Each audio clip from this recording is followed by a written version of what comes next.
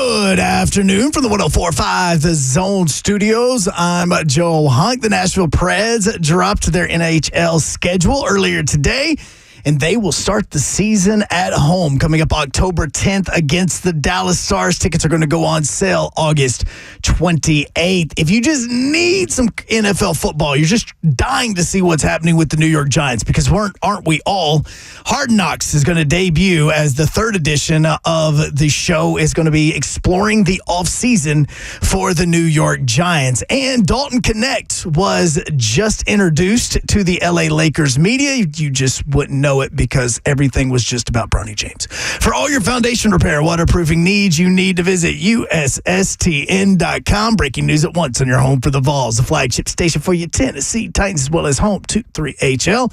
This is 104.5 The Zone.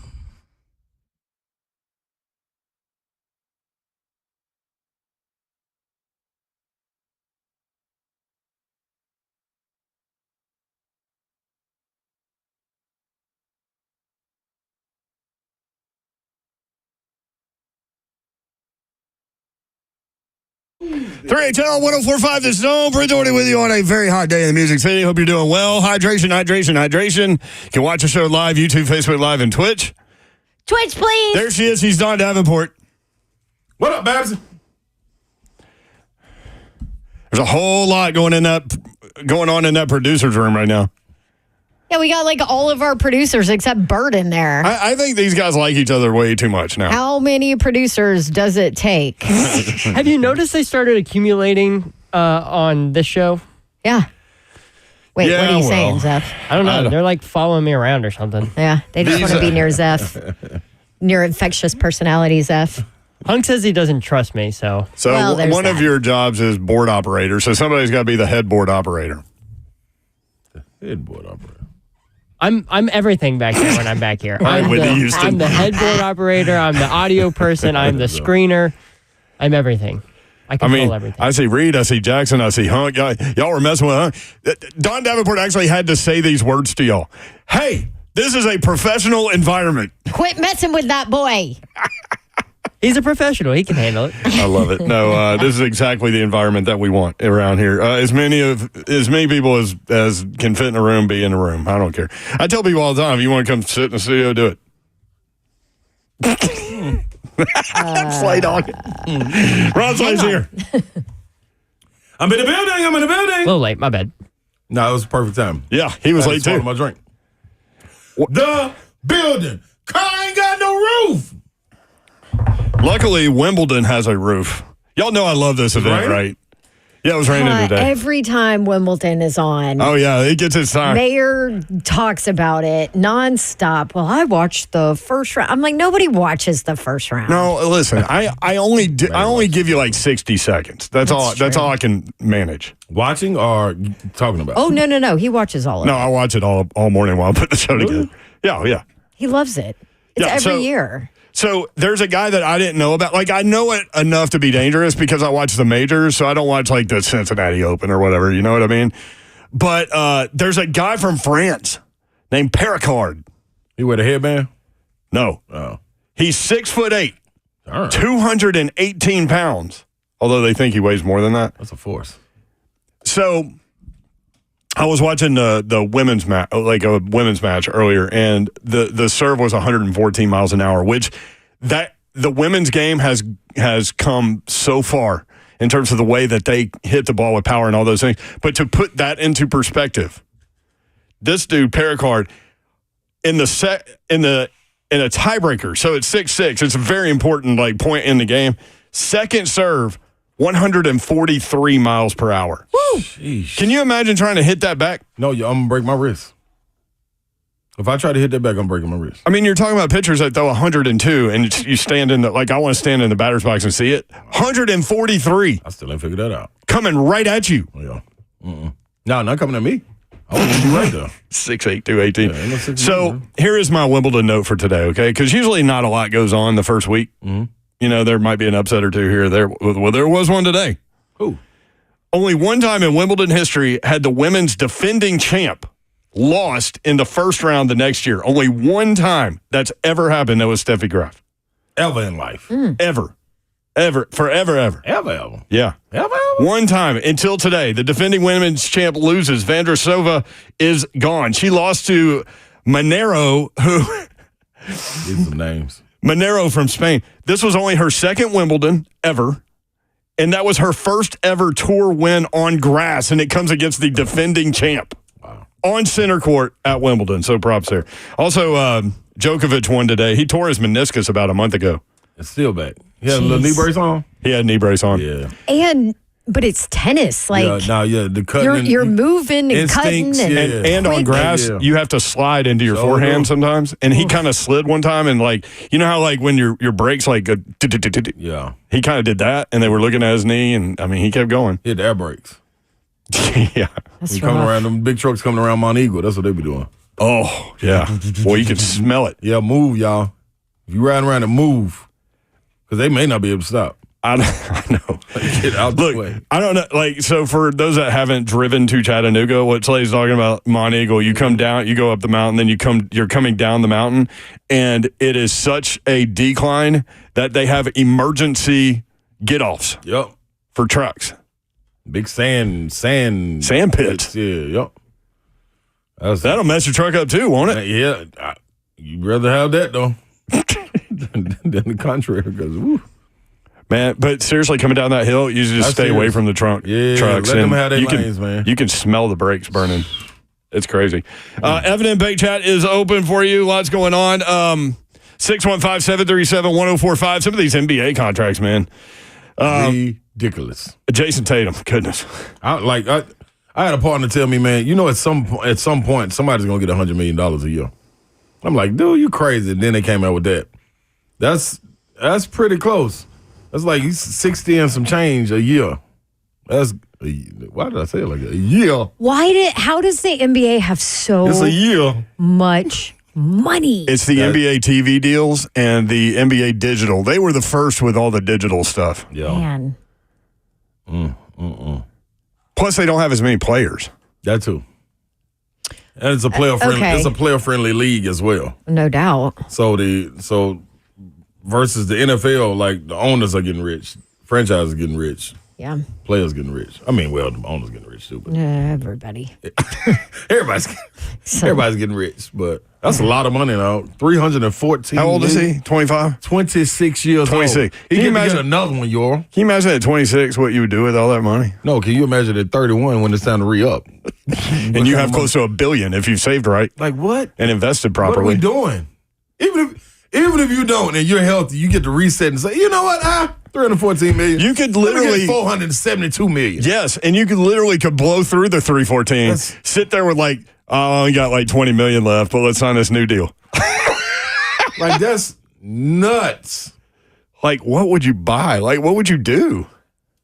Yeah, you gotta go take care. You take got to care of buy somebody. things, right? Like businesses and Yeah. real estate. Real estate. That's Yeah. what I was going to say. Yeah, you gotta go get a neighborhood.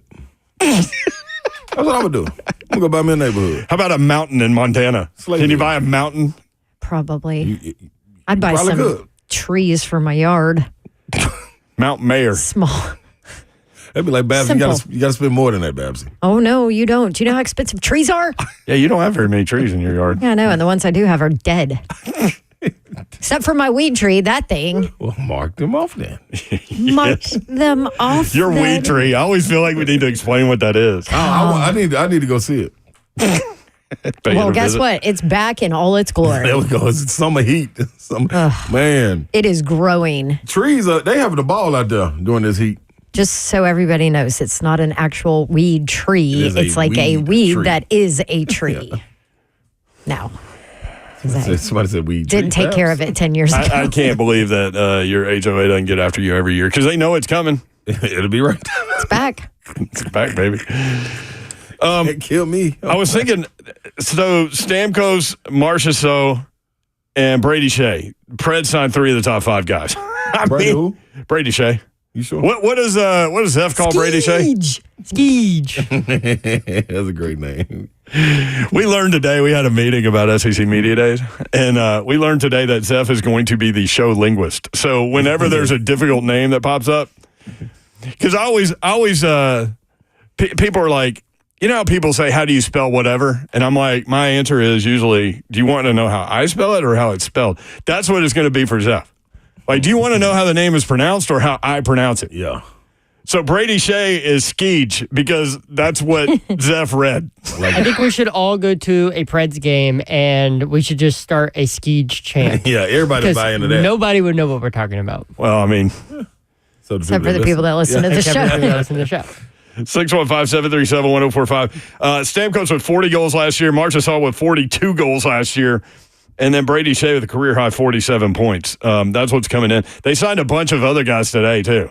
So Barry Trotz is working, man. Making moves. By the way, Barry Trotz will be on 3HL tomorrow at 3:30. Uh-oh.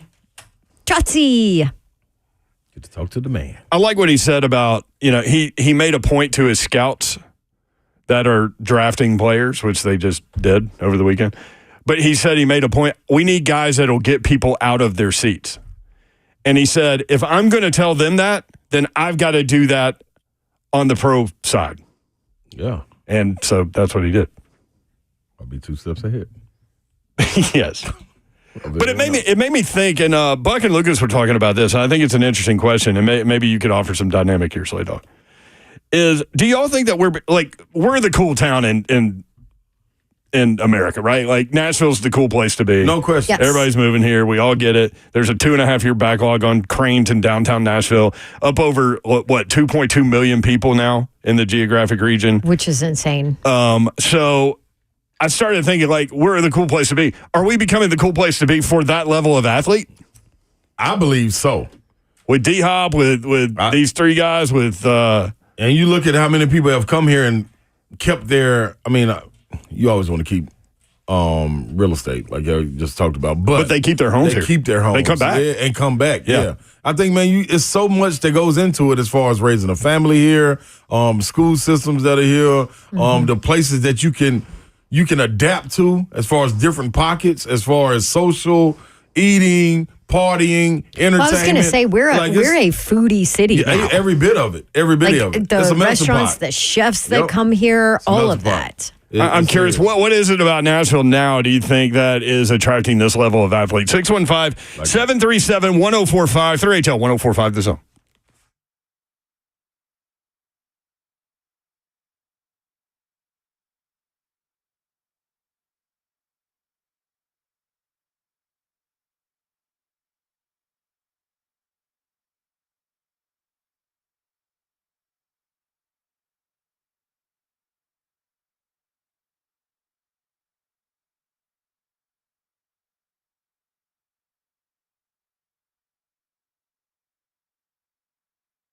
Twitch, please. Okay, I want to tell you about some outdoor lighting, and who you need to call. That would be Outdoor Lighting Perspectives of Nashville, because they are the best. Light up your night with Outdoor Lighting Perspectives. They do the design, the installation, and the maintenance of your lighting systems. They even do maintenance on lighting systems they didn't install. And when I talk about light up your night, I'm talking about landscape lighting, outdoor lighting, you name it, and they do it. I'm going to take my backyard, for example, and my driveway. It was pitch black in my backyard, and then pitch black on my driveway. And my kids want to play basketball out there at night. Got a light up there, have a switch on it. We have this amazing backyard area that we've kind of invested in over the last few years, and then we don't have lighting back there. So got a new deck. There's lighting on our deck. There's lighting on our flowers and trees back there. I mean, they did a phenomenal job, and I absolutely love it. And here's the thing about Outdoor Lighting Perspectives of Nashville. Bob Lyons, the owner, is the best. They've been around for over 38 years and have been making homes stunning with landscape lighting, and they are the leader in LED technology. So let them light up your night at Outdoor Lighting Perspectives of Nashville. Catch them online. Reach out to Bob, outdoorlights.com/Nashville.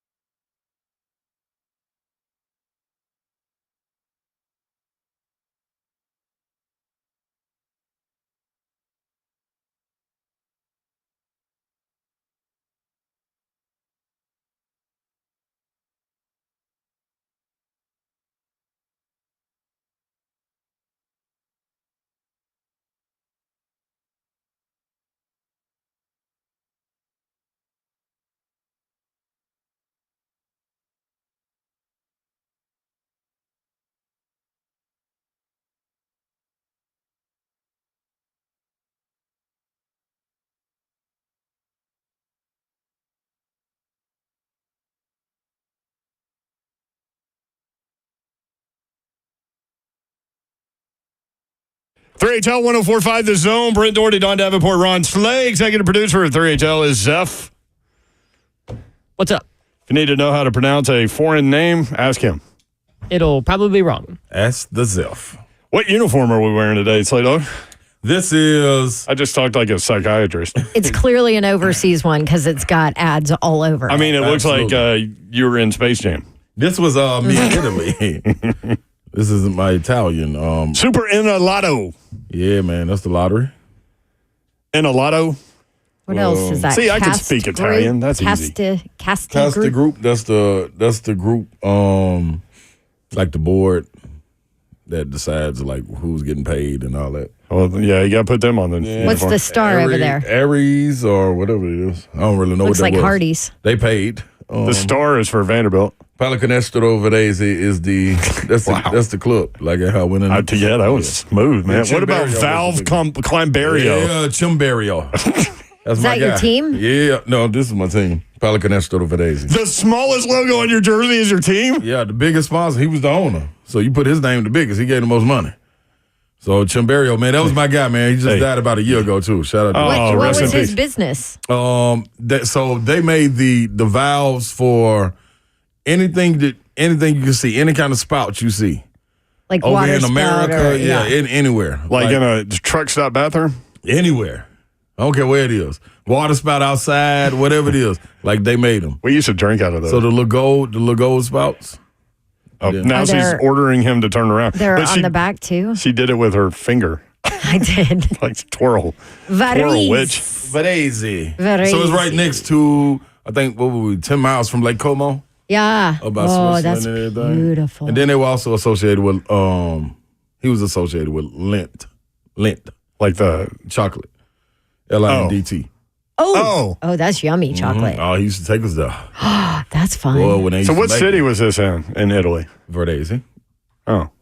The name of his team. Where is it close to? Varese. 45 minutes north of Milan. Okay. 10 minutes south of Lake Como. Okay, see, we 25 didn't minutes from go. Switzerland. You could tell me that Lake Como was in Oregon. I would So believe it would you. be, okay, Yeah. so it's, We didn't do that side when we went to Italy. y'all we did see, like it's Tuscany, right here. Yeah, y'all were down here. Rome. Yeah. Yeah, and then down now. Yep. Mickey Ryan told me Rome I need to go is see dirty. that side of This Italy. is a beautiful side. Did you hear me? Mickey Ryan told me that Rome is a dirty city. It is. Rome is so much fun. Yeah, but to get the perfect place in Italy would be the people in Rome. Put them in Milan. Okay. Perfect place. Interesting. But Rome that's anything Rome and below is true Italy. 615-737-1045. I mentioned Brady Shea, and DHB on YouTube said it's pronounced Skeege, Mayor. Come on, Mayor. It's Skeege now. He is now Skeege. This poor guy. That's right. Which, by the way, Skeege is a great name. That's it. Skeege. That's the name. Well, in hockey, it'd be Skeegey or Skeeges. When you score, everybody say ski. I like it. Like the chalkboard. I like a mosquito. Yep. Or no see him. Randy on YouTube. Weed trees, no CMs. Damn, it's all go around Babs' place. Sure is. Zach said it's activated. It is activated. Better off season, Ran or Trotsy? Ooh, I think. Oh, God. that's a good one. I mean, I think you have to go Trotsy, right? Do you?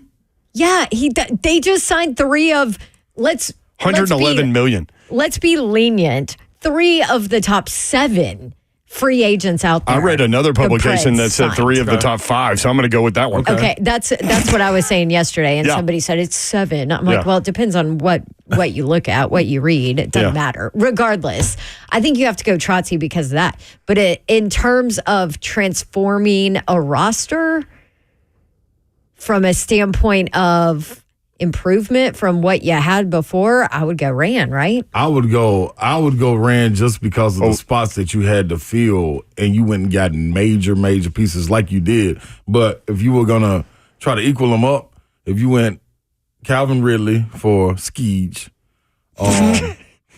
what's our guy? I think Calvin Ridley would probably go more like, I don't know, Stamkos a Hall of Famer. Okay, hey, However you want to do it.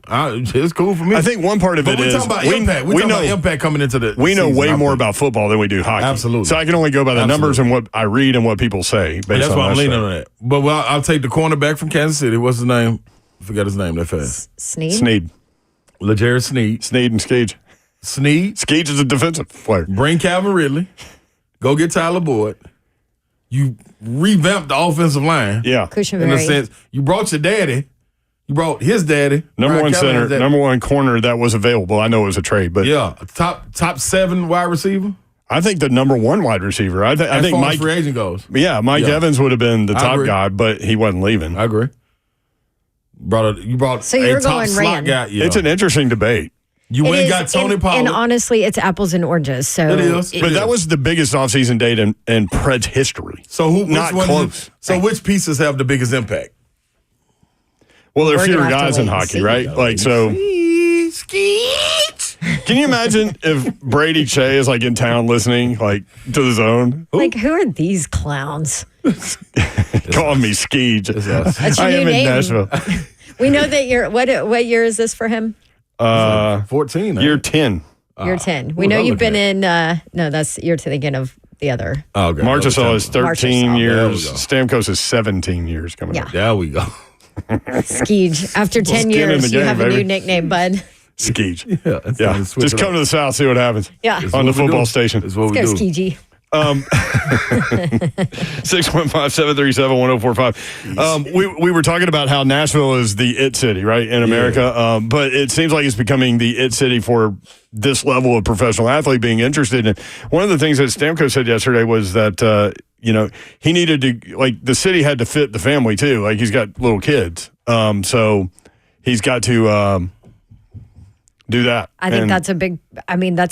That's a big selling part for Nashville too. Yeah. Well, Nashville's cool in that, like, you have all the ridiculous fun stuff if you want it, but you also have, like, a really cool town that, you can raise a family. Well, and can we just talk business and numbers too? Yeah. You have no state income tax. I know sales tax is high, but honestly, sales tax is high everywhere nowadays. So no state income tax is huge. No state income tax completely. I mean, I told you guys, I remember who was our guy from San Francisco last year? Come on. Jawan Jennings? Aziz. No. Aziz. That's right. I remember talking to Cal. What is wrong with our memories this summer? We just out here. I had you, Jawan Jennings. Thank you. No, Aziz, who came here and on his first day and then donated a bunch to charity. And we had the conversation about how different that paycheck is when you don't have state income tax, when you're talking about those numbers. And I think that is a big pull. Yes. That helps Florida, that helps. Is Texas another one now? Texas, Florida, Tennessee. Tennessee, yeah. So from that standpoint, you're talking about these kind of numbers. I think that helps, but also the national spotlight that now Nashville has on it. It's the thing about I love about Nashville that I feel like maybe a lot of these athletes are kind of picking up on is it feels like big city, but it still has that intimate small city feel for now at least. Plus Nashville, all the events that are happening here end up on national television and get tons of attention and all that. And I still go back to always something to do here. The NFL draft. I think that hit people like, oh, okay. Yeah, serious. Like this town knows how to throw a party. And you can still go get what you're looking for. Like if you want to go fishing, you can find that. You want to go live in a high rise downtown that costs a whole lot of money, you can definitely go find that. You want to go buy you some land and just live on and stay away from everybody, you can do that. You can do that. You can't miss, man. So Bucci was on with Ramon, Kayla, Will, John Bucci, and he knows hockey a lot better than we do. Anyway, one of the things he was talking about, what is appealing about Nashville to these players? Yeah, I think it definitely fits the hockey player for sure, especially a lot of, whether it's small town Canadian, whether it's just that country rural feel. That's kind of a lot of romantic view of people who love country music. They kind of see that as Tennessee as the ideal. The tax-free portion obviously helps. Being in the middle of the country, the travel that way is pretty good. You don't really ever have that long coast-to-coast flight. So as opposed to the extreme east or west, the east is certainly the best travel because all the teams are so compressed. The west is the worst travel. But to be in the middle of the country and to be around so much stuff, and like I said, the tax-free, the climates, and just that whole Tennessee vibe, the excitement of Nashville, and really the whole state, what it has to offer. I think it just appeals to hockey players a lot. Just that vibe, and I think it's ready made. So that's where Nashville, I think, does have an advantage for the hockey player, especially. I can't speak as much to the other sports. Not around them as much. Don't cover them as much as the hockey player. It's just Nashville and Tennessee. I think it just appeals to them, to the hockey player. You know what? That's one of the things I really enjoy. And you don't realize it until you go away and people don't have the opportunity to get 4 seasons. We get all 4 seasons here. You know what I'm saying? Like that's big to me. That's big to me. Yeah. Hell yeah. Yeah. We get spring, think about fall, winter. I mean, we definitely get a winner. It feels like to me, last year was different, but like the previous 5 years, it felt like we went straight from winter to summer. Like we went straight from cold to hot. Yeah, but I mean, I get what you're saying, though. I'm just being. I mean, if you're going to pick one that we skip, sometimes it's spring. Yeah. That'll be the one.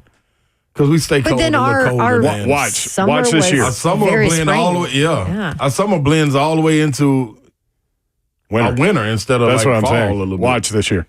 Fall's my favorite season, and we get 2 weeks of it. I agree with you on that. Yeah. But a lot of people don't. You're wrong. Like that, Babson. A lot of people don't get snow. They get down here and be like, "What the hell, snow?" You know what I'm saying? Like I like that. I think it's good. We get a snow. We get a nice portion. Mm-hmm. Well, we got one last year. That was really the only one. That was this year, wasn't it? Well, yeah. Oh yeah, my bad. This past. It's true. What about Bucci talking about are the Preds a contender? Let's listen to the expert. I'm not sure. I don't think quite a Stanley Cup. I mean, they were already a contender, obviously. Beat the team with almost 100 points, and they're probably a 100-point team now. But the question remains. I always frame it: can they beat Edmonton in a 7-game series? Can they beat this team in a 7-game series?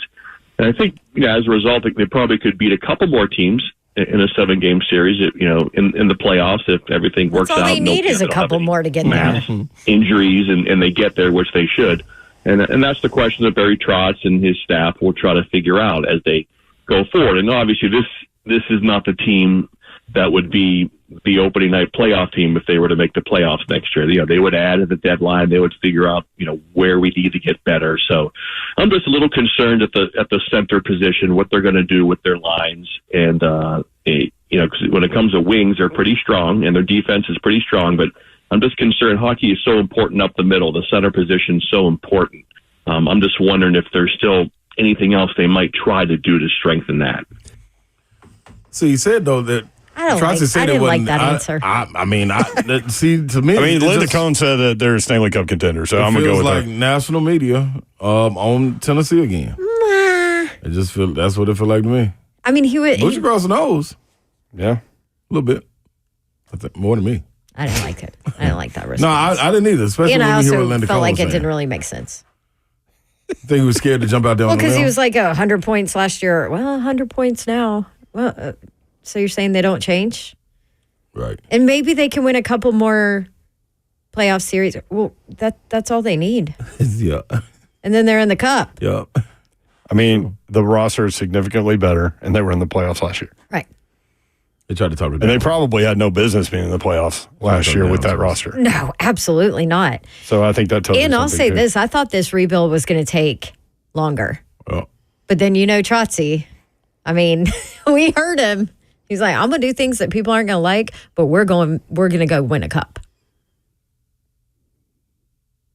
Well, I mean, he was talking about centermen. That's why they signed Stamkos. Speaking of, let's listen to hear what Bucci has to say about the center that they signed, where he said they need help at centerman. But yeah, let's hear this. Yeah, that's the big question, isn't it? Tampa didn't think he could play center anymore, with his age. And that's the thing. If he could still play center, he scored 40 goals last year. O'Reilly and him, that's a pretty couple good, centermen. But again, they are a little bit older. Speed is not the strength of the team right now as they sign a couple of older guys. But he's certainly a guy that can blast the puck. 40 goals last year. Certainly playing with Nikita Kucherov. Anybody's going to be a little better offensively than they would be without him. So that's a question mark. They have 3 right-handed shots, so I wonder what they're going to do in the power play with Forsberg and Stamkos. They're kind of a little bit of the same guy.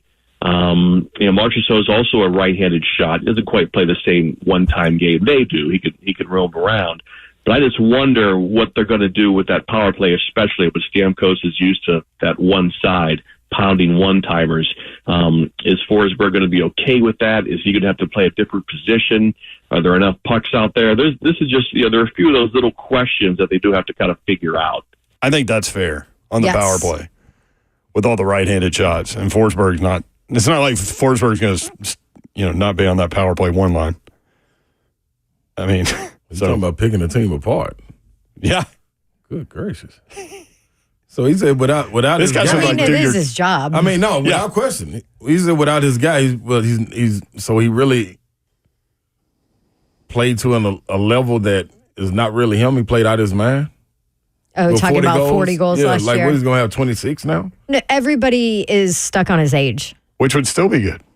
I mean, for the Preds, usually, Preds will they had take it. Yeah, they had a high output of goals last year, but typically speaking, 26 would be a good total for somebody on that Well, team. that's what we need.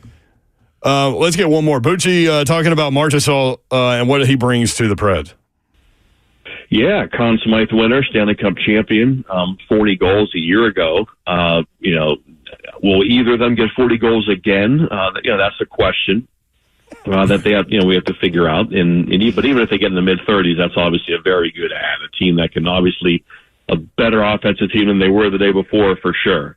And even Brady Shea is a really good player. He's probably their second best defenseman now after Roman Josi right there. So that's a huge ad too to fortify that defense. They should have 4 really good defensemen, top 4 pair, which you love to have. And again, they'll keep, Barry Trotz is obviously going for it, going for victories right away.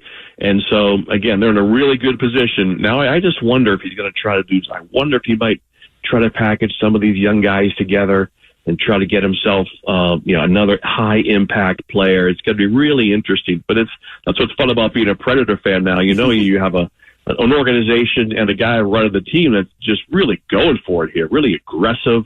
And that's a good feeling as opposed to going the other way, whatever sport it is, when you don't feel like your team is going for it. And Boston Red Sox fans are going through that right now. They don't think their ownership and team is really trying to win like this. And so that's a good feeling for Preds fans, just knowing that they're going for it. There he is. John Buccigross was on with Ramon Kayla Will. You can get that where you get your podcast. You can go to 1045thezone.com. It's a lot. So there's a lot of questions about them signing the older guys. Yeah. And okay, great. They were great last year, but are they still going to, be 40 goal scorers this year kind of thing? That's I take it that's the national response besides Linda Cohn, right? Right, but if there's going to be a drop-off, what kind of drop-off are you expecting to make comments like that? Like, is Bucci thinking they're, going to fall off to 20 goals? Like, It seems like it with It's- Stamkos. I just, maybe you fall off to 33 or 34 or something, and that's still a huge number. Or here's the other thing. Maybe the Preds, with the pieces that they have, figure something out in utilizing everybody in the correct way to where they get the most out of all of them. And they don't necessarily have to be what they were, too. Exactly. How does it all fit together? I mean, because I have no idea. I'm not going to sit here and pretend that I do enough research and pay enough attention to be like, oh, this is what the top line should be and this and that. I don't know. But I'm pretty sure they've gone over all of this already before they signed them in their heads. And spent $111 million or whatever it was. 615-737-1045 at 3HL1045. Jalen Hyatt with some dietary ideas for you next. 3HL1045 The Zone.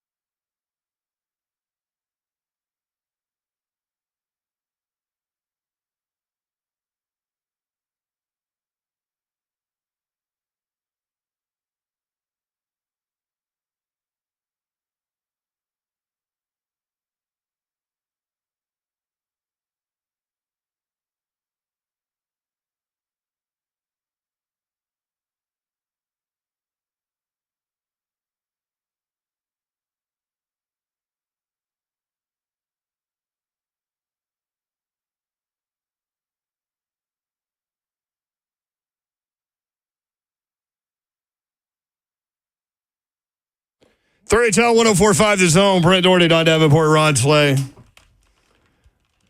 From Braden Gall on Twitter, by my math, the Titans and Preds have spent a combined $1 billion this offseason. It's pretty good. What about all those guys that say they never spend money? You can't say that anymore. That's the other part of the new Nashville. Once Miss Amy took over, everything got different. And yes, that's true. I mean, Barry Trotz, whether this works out or not, Barry Trotz is doing everything he can. You want to talk about putting chips in? Oh, yeah. All of them. Let's go. And Miss Amy's doing the same thing. Mm-hmm. The Titans just were not, like the Preds were a playoff team. The Titans are not that. So, as you keep saying, they didn't get in this problem overnight. Can't fix it overnight. It's kind of a 2 off-season thing. But in terms of if that's true, if it's a 2 off-season thing, the first part of that, really successful. Yep. On paper. You know what else? What? In order to go out there and compete, you got to spend something. It's all right to build it through the draft and all of that, but you got to go out there and spend something to go get some pieces, man. Well, especially when you don't build it properly through the draft. Thank you. Absolutely. You're correct, Babs. 615-737-1045. VFL and New York Giants wide receiver Jalen Hyatt says the key to his diet this offseason has been peanut butter and jelly Uncrustables. Ain't nothing like it. He retweeted that and wrote, must be a slow day. That somebody had tweeted that. Yeah, I mean, is that true, though? Like, everybody talks about Uncrustables. I've never even had one. Well, don't. Don't, because they are phenomenal. You can't stop them. You can only hope to contain them. You can't even do that. What do you do? I'm sorry, you haven't had one? No, ever. I mean, the last 2 days have just seriously made me question you as a person. You've never heard of no CMs. You've never had an Uncrustable. I mean, that is how I lived after I got divorced. Uncrustable serious, dog. They're so what do? good. You put them in the freezer? They stay in the freezer. And then, so what I would do when I worked the morning show for news, for those that don't know, I used to anchor the morning news here in town. Obviously, we started at 4 a.m. Yeah. So if I didn't order food the night before that I could bring in for my meal in the morning, it was always an Uncrustable. Grab it out of the freezer, put it in my little cooler bag. And then by the time I was ready to eat it, it was thawed. One thought, yeah. Mm-hmm. I can't even comprehend trying to eat it if it's not thawed 100%. It's actually kind of good because it's like frozen peanut butter. I never did that. I mean, I usually wait till it's thawed, but no, I can't eat cold food either. Like people used to talk about cold pizza. Like people like cold pizza. I need all my food hot. Yeah, I like hot pizza. Yeah, well, mine on up. But the Uncrustable, dog, that's a whole different experience. Do you put them in the freezer too? Yeah, you put them in the freezer until you're ready to eat. In the freezer. Yeah, then you put them in the refrigerator or you take them out, like she said. Yeah. Or you just let it sit and thaw on. I don't want my sandwich cold. Well, then wait till it's not. But I also don't want to wait. We talked about this while we were playing Frogger. I'm not good at Frogger because I'm too impatient. Yeah, that's I can't wait for the truck to go by and then jump. Like I want to go. You can pop that bad boy in the microwave if you want. And your jelly is cold. Here's Jalen Hyatt talking about it, I think, right, Jeff? Yeah. And it's hard. It's definitely hard for myself. Some guys it's easier for them to, gain weight or gain muscle.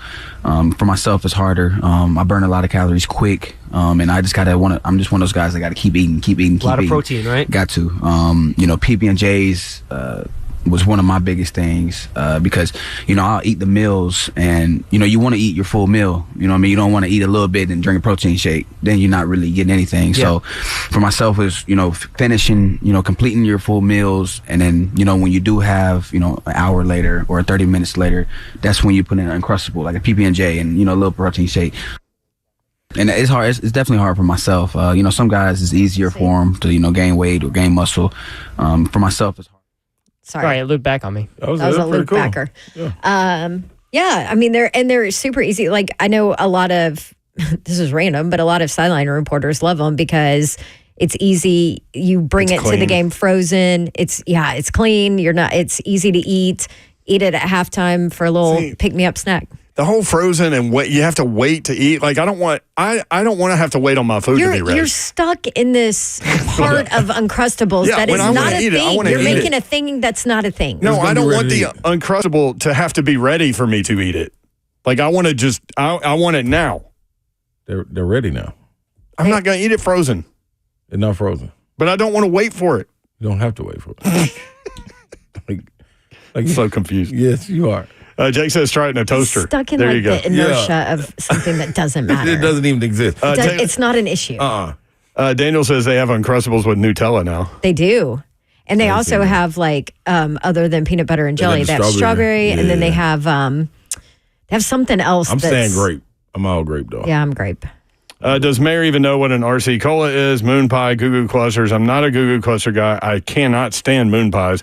And RC Cola, we actually had RC Cola in the studio not too long ago. With our moon pies. Yup, with the moon pie. Oh, yeah. I took a few sips of it, and then you looked at the sugar. Yeah, it's crazy. It was like 3,000 grams of sugar or whatever So it you might was. have to stay away from it. 900. So I stopped that one.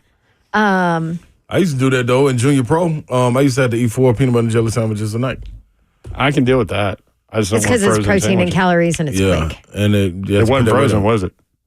You know what? We had You to weigh in. can. You know what, Mayor? Keep yours in the fridge. Yeah, It's fine. It's fine. Don't I've you never- want your I've never jelly had a cold frozen though? one. Yeah, you have don't to have want it. your jelly hot. Laura, forget Uncrustables, although they are good. It is Taco Tuesday. Oh, It is. Ramon, big savagery. He's finally in the chat. During the Titans halftime, it was a lifesaver for me, he says. Yeah, I'm telling you, they're the coldest thing moving, especially on the go. The problem. Jael said it is a children's snack. Yes, Aren't we all but children it's on the also an inside? adult snack. Yeah.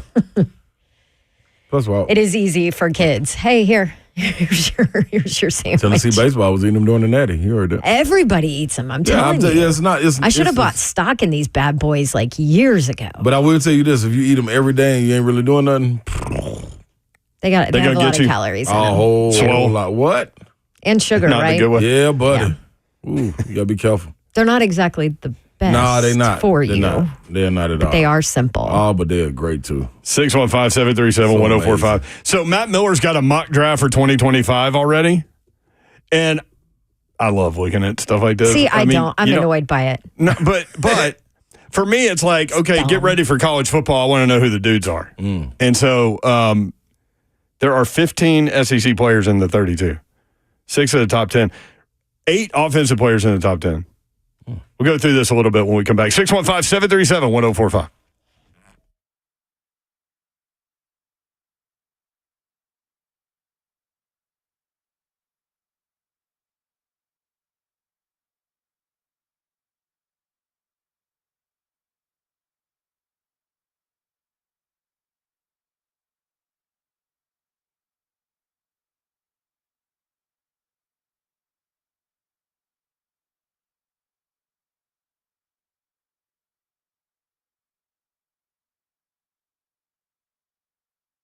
Come to Dodge Chrysler Jeep Ram. That's where you need to go to get that next new vehicle. Whether you're looking for a car, truck, SUV, or Jeep, these guys have you set and ready to go. Just go tell them what you're looking for, and they will be able to set you up. No problem at all. Daniel Gupton and his crew ready to help you out, point you in the right direction. You take your test drive, go inside. They help make the numbers work, and it'll be that easy. 24 West or Clarksville. Exit 35 is in beautiful Springfield, Tennessee, just 30 minutes from downtown Nashville. Gupton Dodge Chrysler Jeep Ram, the big 4th of July sales event going on now at Gupton Dodge Chrysler Jeep Ram.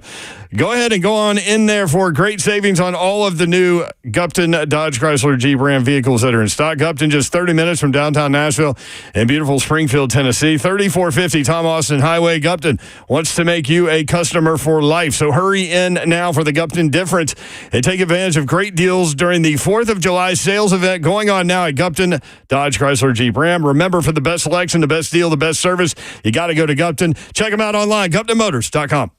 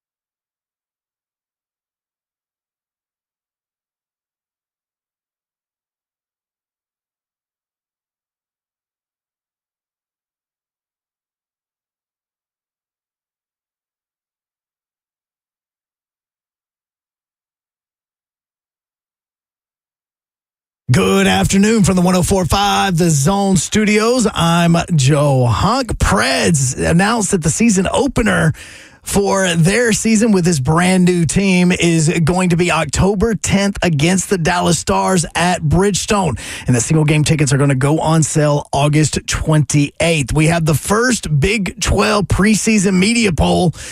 And it's odd to see, but the Utah Utes have been picked by the media to win the conference in their first year inside of that conference. And Hard Knocks debuts tonight. If it's a little strange, I get it.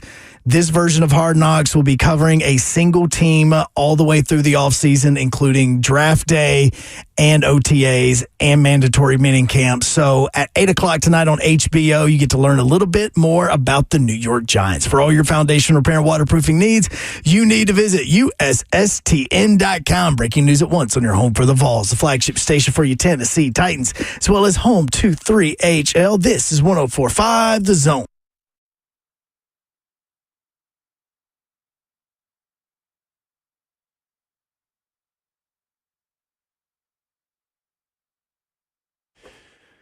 HL 104.5 The Zone. Brent Doherty with you on a very hot day in the Music City. Hope you're doing well. Hope you're hydrating. You can watch the show live, YouTube, Facebook Live, and Twitch. Twitch, please. There she is, Babs Davenport. What's up? What up, Babs? Happy Tuesday, people. Hopefully you all have off in a couple days to celebrate our country. Speaking of, we're off Thursday and Friday, so tomorrow's Friday for us. That's right. It's going down for real. Slay Dog is here. I'm in the building. Just take my line away from me. Oh, yeah. Sorry. Todd Furman always says, always a pleasure when he leaves. Yeah. So I need to do it more, where I say, hey, Todd, always a pleasure. And see if it trips him up. See if we get a response. See if he says it right back to He me. might just freeze. Be like, all right. I don't think Furman's going to freeze. He doesn't.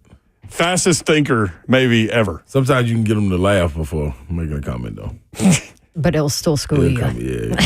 So Tyrese Halliburton and Jalen Brunson were involved in WWE SmackDown. Yep.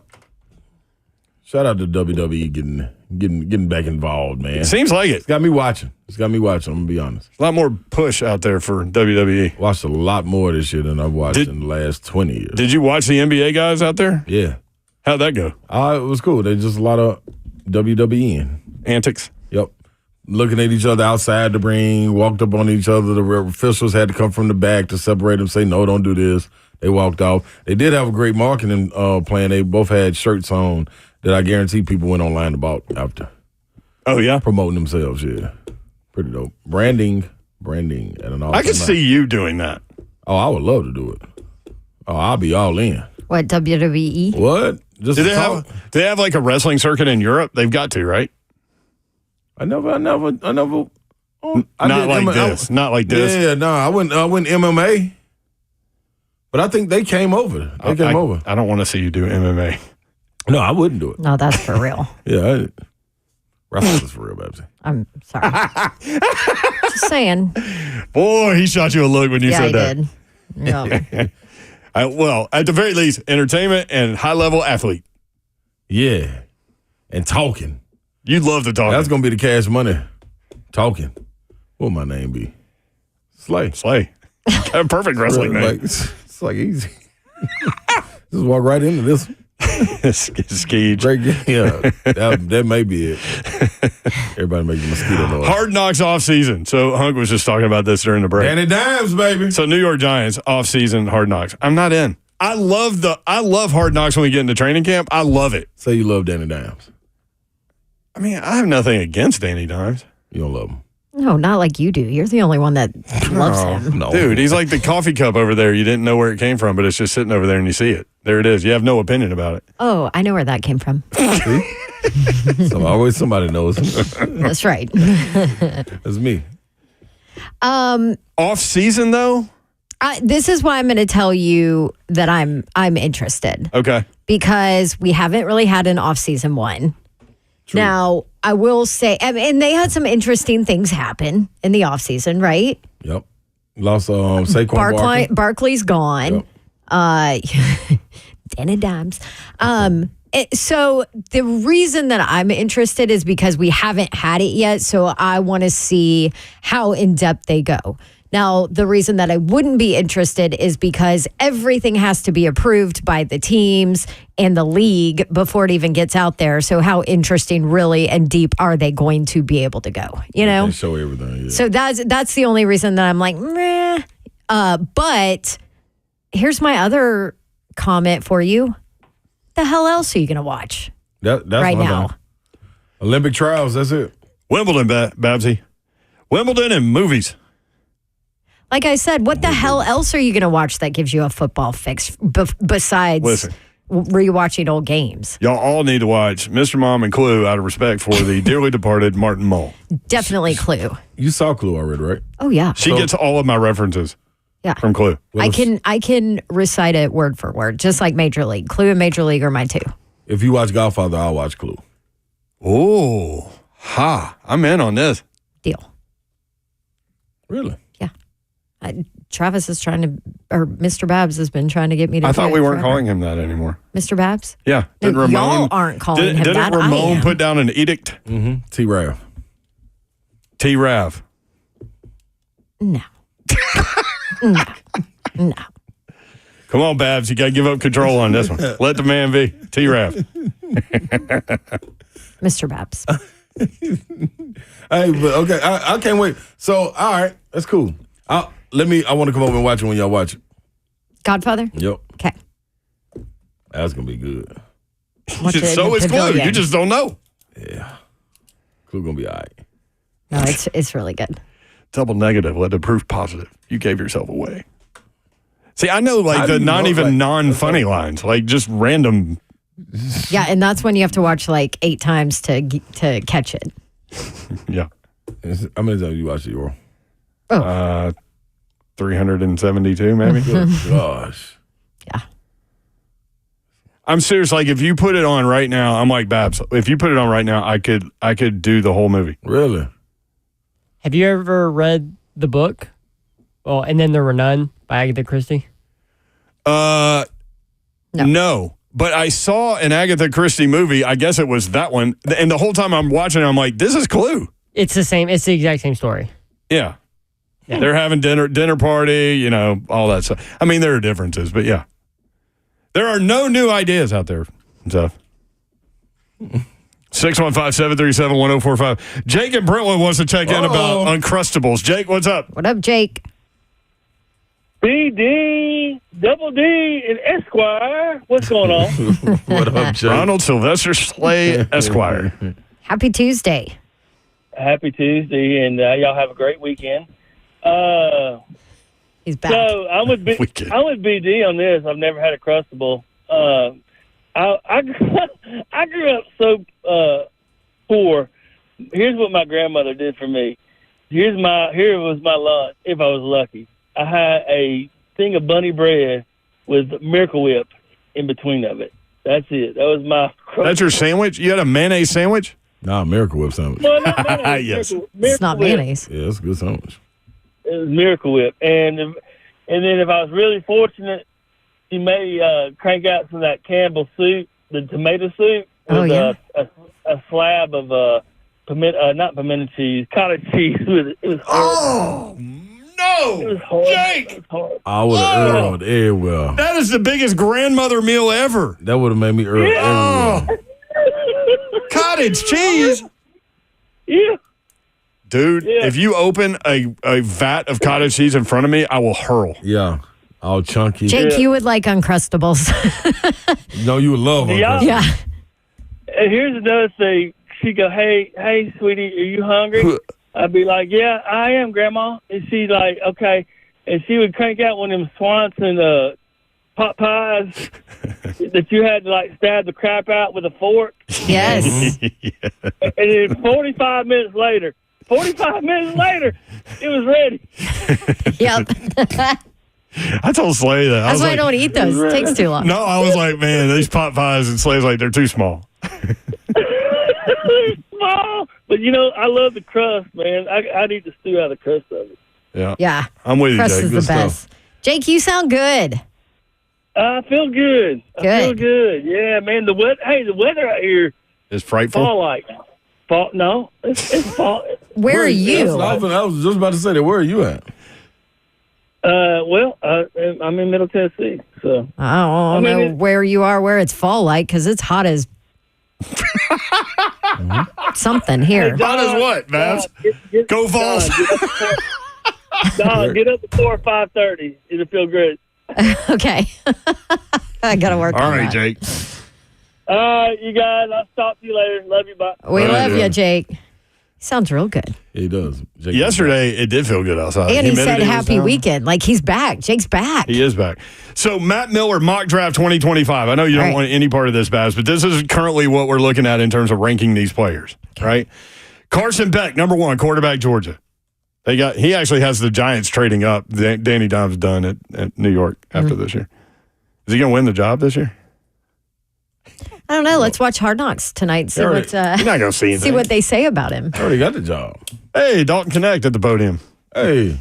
Intro to Lakers Day. Intro to my life. Intro to He looks so my young. world. Everybody talking about how old he is.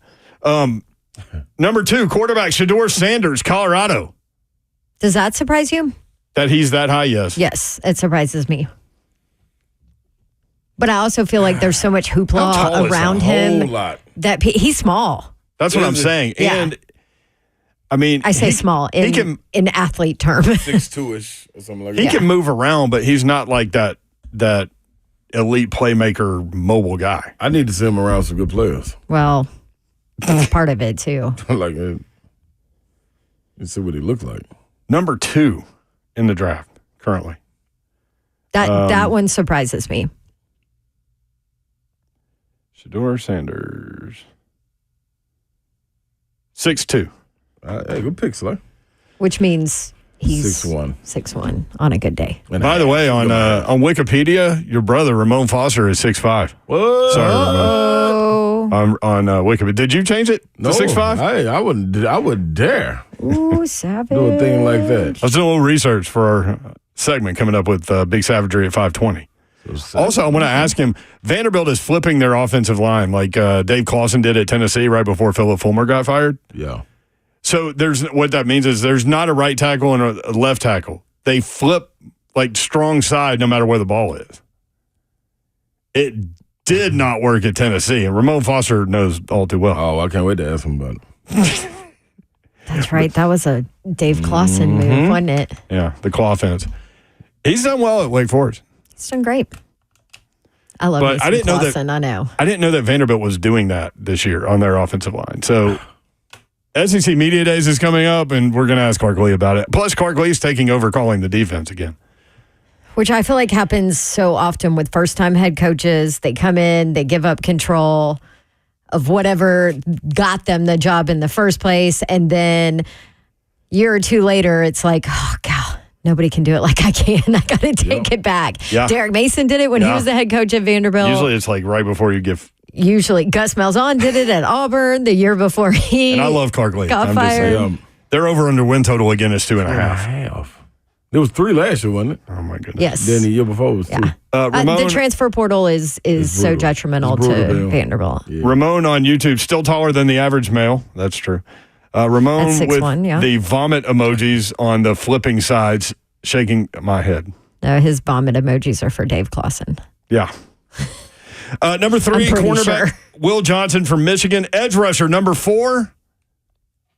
You want to hear this. I'll tell you when we come back. 3HL. What? We got Greg Cosell coming up. Okay, I'll tell you now. James Pierce Jr. Yeah. Edge rusher, Tennessee, number 4 to the Tennessee Titans. Oh, That's what Matt Miller has. I like it. Number 5, while we're here, offensive tackle Kelvin Banks Jr. at Texas with the Commanders. And then we'll go through some of these a little bit later. But 4 pick. yeah, just to let you know where like some of these SEC guys are stacking up as we all get mentally ready for the college football season coming up. Greg Cosell, executive producer and analyst for NFL Matchup, senior producer for NFL Films, coming up next. Going to analyze the NFC West, 49ers, Rams, Seahawks, Cardinals next. 3HL 104.5 The Zone.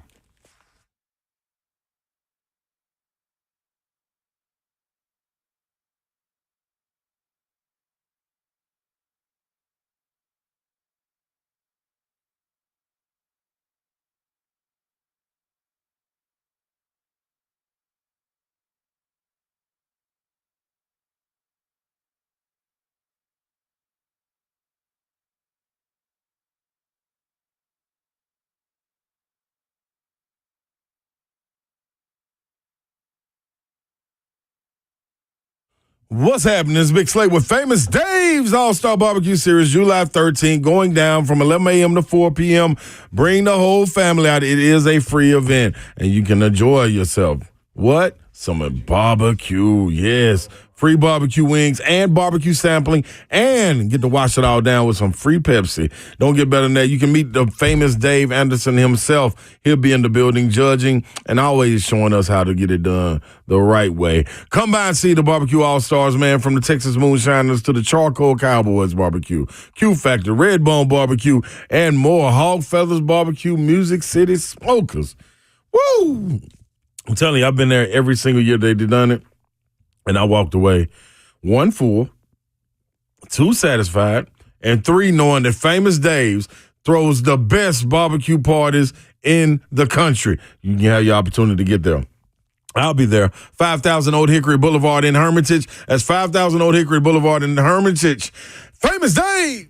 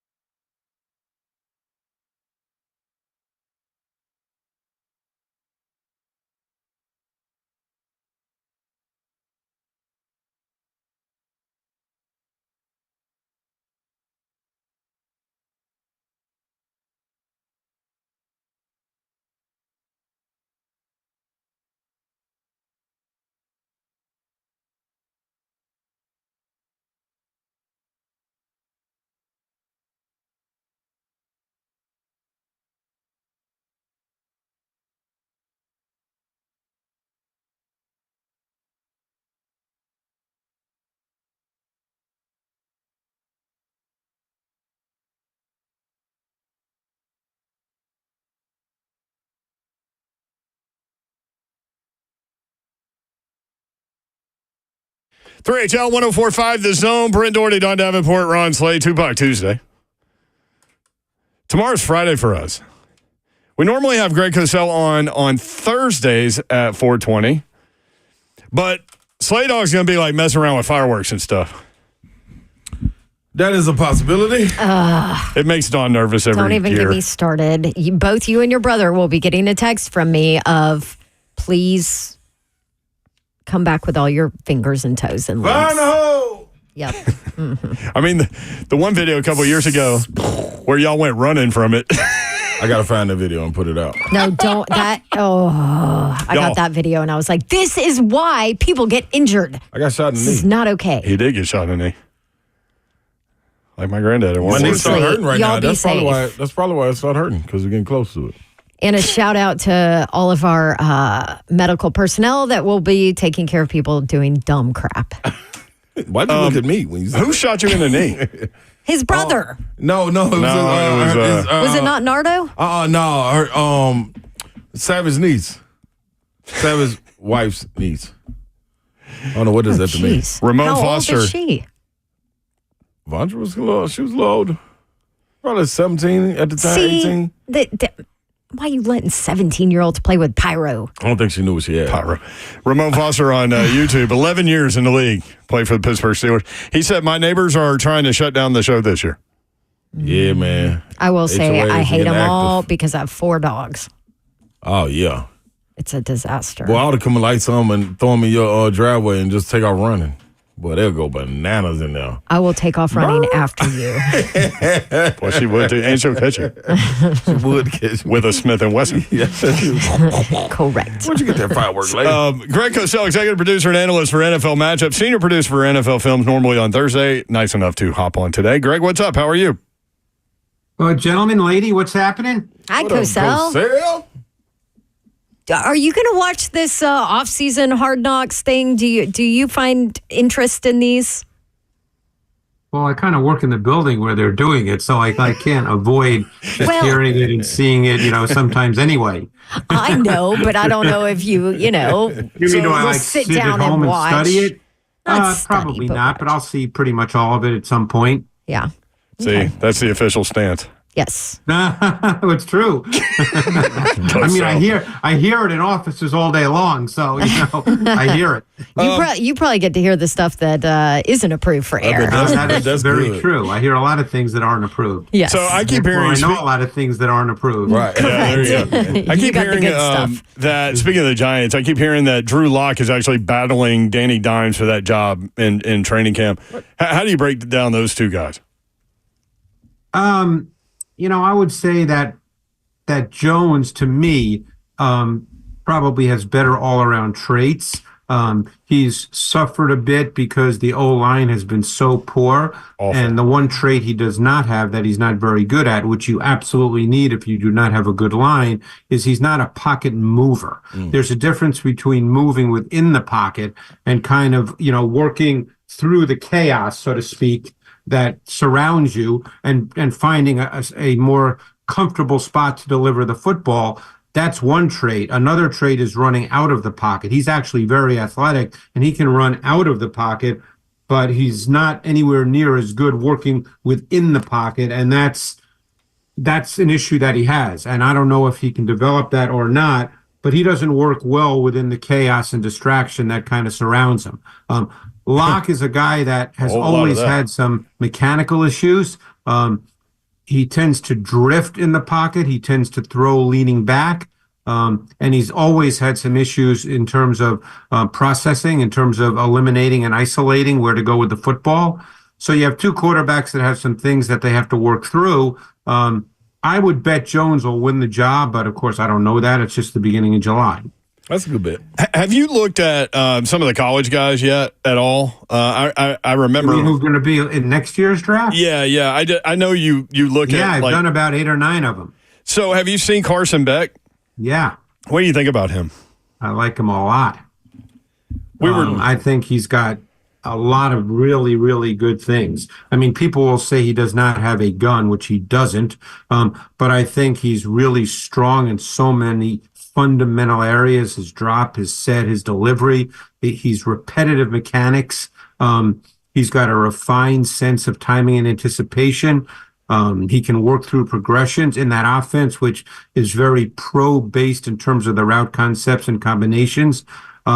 He goes through those progressions with speed, efficiency. He's got patience. He's got toughness. He stays in the pocket, but yet he's not unathletic. You wouldn't call him a creator as an athlete, but he can run for first downs. He made a lot of tight window throws. There's a lot of intermediate and vertical throws. I really like and I watched, let's see, 1, 2, 3, 4, 5, 6. I watched 9 games of Carson Beck. Wow. Oh, wow. You're going to find this humorous because I know you're not a mock draft guy. But I was looking at Matt Miller's mock draft for 2025. That's why I was asking about Carson Beck. But he also has Shedeur Sanders really highly rated. What have you studied him at all? I have. What do you think about him? I watched him last summer when he was at Jackson State, and then I watched him this year. He's a pretty talented kid. I mean, he's got a compact, over-the-top delivery. You don't see very often those over-the-top deliveries. He certainly has enough arm strength to drive the ball with velocity. He's got touch and timing and trajectory. At his core, he's a pocket quarterback. He can make all the necessary throws. Mm-hmm. He's got the arm strength to sort of sit on his back foot in the pocket and drive the football. He can make tight window throws. I wouldn't call him a playmaking quarterback, but like Beck, he can show that he can make throws on the move and he can, run if need be. I thought he was a pretty solid prospect. That offense, and I think it's a new coordinator this year, but that offense, is that sort of old school air raid, and that's a tough offense to watch from a transition standpoint. But I think he's a pretty talented kid. Greg Cosell with us at Greg Cosell, just a little bit off the cuff there. Talking about the NFC West, we've been breaking down divisions with Greg every Thursday. Today is Tuesday, so he's on with us now because we're not on Thursday. But anyway, NFC West, let's start with the Cardinals. What do we know about Kyler Murray as we sit here in 2024? Well, I think we know that he's really gifted in terms of a lot of things. He throws the ball really well, and he's a dynamic playmaker. Murray can beat your defense in a number of ways. I think many would probably say that he just hasn't been quite consistent enough playing to his traits on a weekly basis, on a down after down basis. But he can beat you playing within structure. He can beat you playing outside of structure. He's dynamic with the ball in his hands. In some ways, he's still a relatively young player because he's been hurt a bit. So now, you're getting into a situation with a, second year with this particular coaching staff, and he missed a good amount of last year. So I think the book's still a little bit out on his ability to consistently play at a high level. They obviously added Marvin Harrison Jr. They have another wide receiver, Michael Wilson, who was a third-round pick a year ago, who I really like a lot. They drafted Trey Benson with a third-round pick as a runner to work with James Conner. They've got some talent. Trey McBride is really becoming one of the better receiving tight ends in the league. So they've got some talent now. They've got some skilled position players. So this will be a really interesting season. The O-line has to really hold up so that Murray can feel more comfortable because being short, he needs space. Greg Cosell with us on 3HL. Let's talk about the San Francisco 49ers. Brock Purdy is such a divisive guy. People have very different opinions about him. What does he look like on tape to you? Really good. I don't know. I see you get into the issue that he doesn't look like people expect a really good quarterback to look because he doesn't have a gun. And when you're watching on TV, you don't have any real sense of timing and anticipation. When you're watching the All-22, you can see when he throws the ball in relation to the receiver's routes. And he is unbelievably good at timing and anticipation. The other thing that he has a truly innate feel for, which again you cannot see on TV, and quite frankly, I'm not sure people really knew this when he came out of Iowa State because the Big 12's not like this. But what we see more and more in the league now is disguise and late coverage rotation. And by late coverage rotation, I mean right as the ball is snapped, the defense moves, okay? Purdy just has a really innate feel for recognizing that immediately and knowing where to go with the football. And you don't really see that when you watch him on TV, and you certainly didn't see it in college because he didn't need to do it because that's not the way college football mostly is. So he's got two really high-level traits that you don't really see when you watch the game on TV, and he doesn't look like Patrick Mahomes or Josh Allen, or, he just doesn't look like that playing. He also is a lot more athletic than people might think. Also has a pretty good supporting staff around him.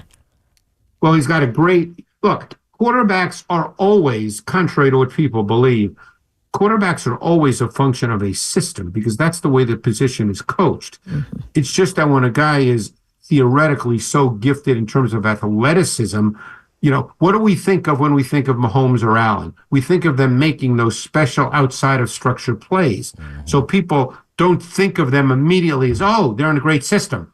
That's just human nature. That's what you see on TV. You see those guys make those special kinds of plays. Now, Purdy moves well, but he's not a creator the way, let's say, Mahomes and Allen are, or Lamar Jackson. So it's different, but, he's a really high-level quarterback.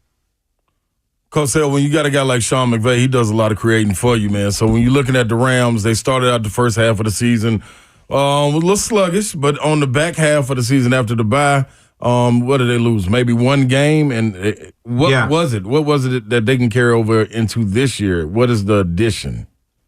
Well, they got a great quarterback. I would argue he's the best quarterback in the NFC in Matthew Stafford. And again, another classic case of a great marriage between scheme and talent. Because, yes, their scheme, and this is the job of coaches, by the way, their scheme presents a lot of clean, defined reads, breaks down defense. That's what you're supposed to do as an offensive coordinator. Right. And Stafford, to this day, whatever year it is for him, 13, 14, maybe somewhere in that range, 36 years he old. Still throws the ball as well as any quarterback in the league. I mean, I tell people all the time, he was doing the things Mahomes did, throwing it off platform way before Mahomes. He was just doing it in Detroit when they were a bad team, so nobody, thought about it. But he is a really high-level player. They've tried to improve their O-line this year, get bigger, more physical. Mm-hmm. I think they want to run the ball even better than they did a year ago. And down the stretch, that was one element, Slay, that really improved down the stretch with Kyron Williams, who, by the way, is not a super talented back, but their scheme is so good, and they were able to create opportunities. And now, as I said, they've really improved their O-line. They've gotten bigger. When you look at the opposite side of the ball, man, on defense, no more Aaron Donald, so they're a lot younger on that defensive line, and guys trying to get to the quarterback. You think they can get it done? And they got a new DC. He's been there for years. Mm-hmm. It's Chris Shula, who's replacing Raheem Morris, but he's been there, so he'll likely run a lot of the same stuff. They drafted two defensive players with their first two picks. Both players I liked a lot on tape, both from Florida State. Jared Verse in the first round at D-end, Braden Fisk in the second round, who can probably play D-end or D-tackle. So they'll be a little different in the secondary this year. They added some pieces. But, their defense conceptually and tactically will probably be very similar. One team left.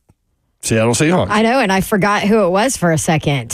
So they're going to be totally different because they've got a new head coach, and it's going to be his defense. They've got a new OC, who was the OC for the University of Washington the last couple of years, Ryan Grubb. So they're going to look totally different. I mean, defensively, it'll be really interesting because we know that the Ravens' defense was really, really good a year ago. So we'll see what Mike McDonald can do with this defense that has some pretty good pieces. And again, they drafted Byron Murphy from Texas in the first round, who I thought was one of the 2 or 3 best defensive prospects in this draft. So we'll see what he does there. And offensively, it'll still be Geno Smith, who's been very good for them for 2 years. Yeah. They still have really good weapons on the perimeter, and Metcalf, Lockett, Smith-Njigba. They got a tight end who can run and Fant. They've got a pretty good backfield. So, again, it's another team that has pretty good skill position players. It all depends on how quickly a new coach can, get them to play at the highest level. Sometimes that does take a little time. Greg Cosell with us on 3HL. All right, Greg, last division next week, the NFC North. Looking forward to your breakdown of the Vikings. And then we're getting close to training camp, guys. Yeah. That's right. Looking forward to Vikings, Packers, Lions, and then the Bears, man, with tons of offseason moves. So, and the number 1 overall pick and the Titans' first game. So we'll do that next week. Thank you, Greg. Happy 4th of July, man. All right, guys, appreciate it. Thanks so much. All right, there he is. Greg Cosell, executive producer and analyst for NFL Matchup. We have him all year. So when the football season begins, we'll be breaking down these games game by game, week by week, Titans games, and so on. Senior producer for NFL Films at Greg Cosell. 3HL 104.5 The Zone.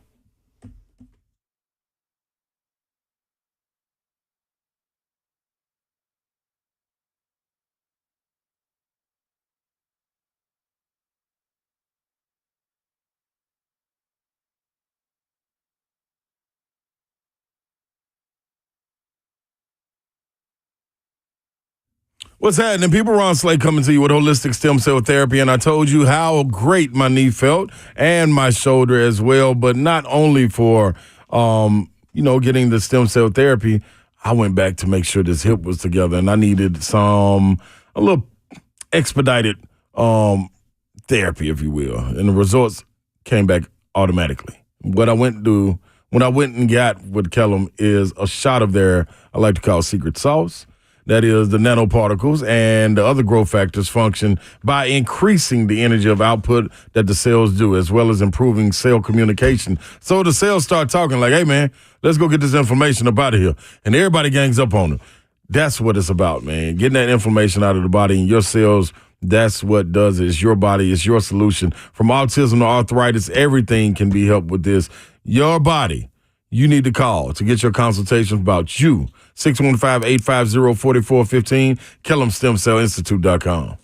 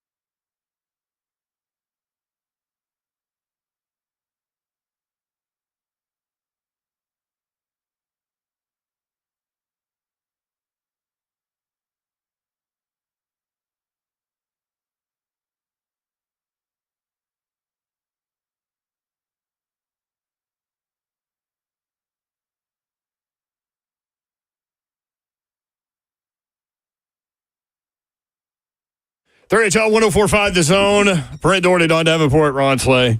Y'all be careful out there this week, man. I respect to those who bring their next to kin. Uncle Slay's going to be careful, kids. Yeah, he sure will. Y'all might have got shut down, though, unfortunately. Man, listen to him, man. HOA, you can't stop this. We're like MC Hammer. Can't stop this.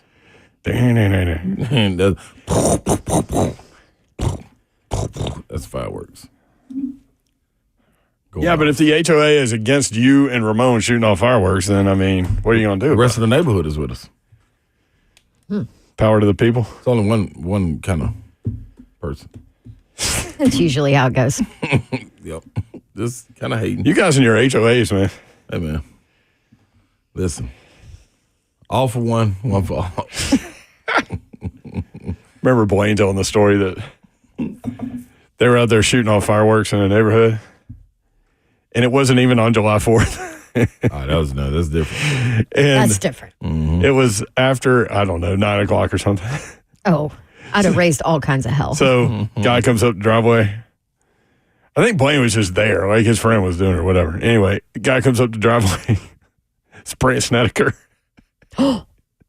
Like, hey man, can y'all like? And he was keep it probably so down? nice. Yeah, Blaine said he was so nice, and Blaine was like, Sneds. How'd that play out? They stopped it. I think they stopped it. I think they probably stopped after that. It's like, guys, I got Got kids inside asleep, man. Come on, kids, get up. Look at these fireworks out here. So you would sell it that way. See, the That's some beautiful worst activity. Tell them get up.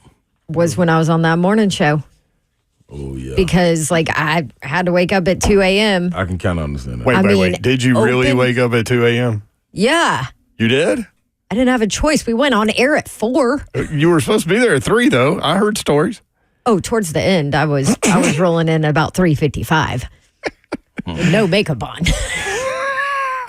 Didn't you do it once with like half your makeup on, like one side of your face? Yes, and Like I Two-Face got. and Batman? Really? I only had one. I only had time to do one eye one day, and I can talk about all this now since I'm never going back. But I only had one eye done for our first segment because I didn't have time to do the second because I got there late. So I only have mascara on one eye. So did you just stay? No, I just did it. I'm saying. I'm like, did you it's stay 4 a.m. sideways? Maybe there. No, I just Wait. owned it. You were like, maybe nobody's watching. Maybe. Well, I thought maybe nobody would like care enough at 4 a.m. Oh Did they? no. Oh yes. Everybody was Freaking waiting. It's women that commented, wasn't it? yes. Women are the worst. Women are so mean to other women. It is unreal. I got the nastiest email ever from a woman being like, I can't believe that you would go on the air without your full makeup on, blah, blah, blah. You look terrible, this and that. I tell people all the time about what Twitch, we do. please. Yeah, the show starts at 3, whether I'm ready or not. Right. It must go on. Yeah, show must go on. So anyway, but that's a real thing. Anyway, so fireworks women nights like would always drive me nuts. Yeah. And there was one night where my neighbors, they have since moved, thank goodness, were right in the front of my street. Like the street in front of my house setting off fireworks. I marched straight out there in my little nightie.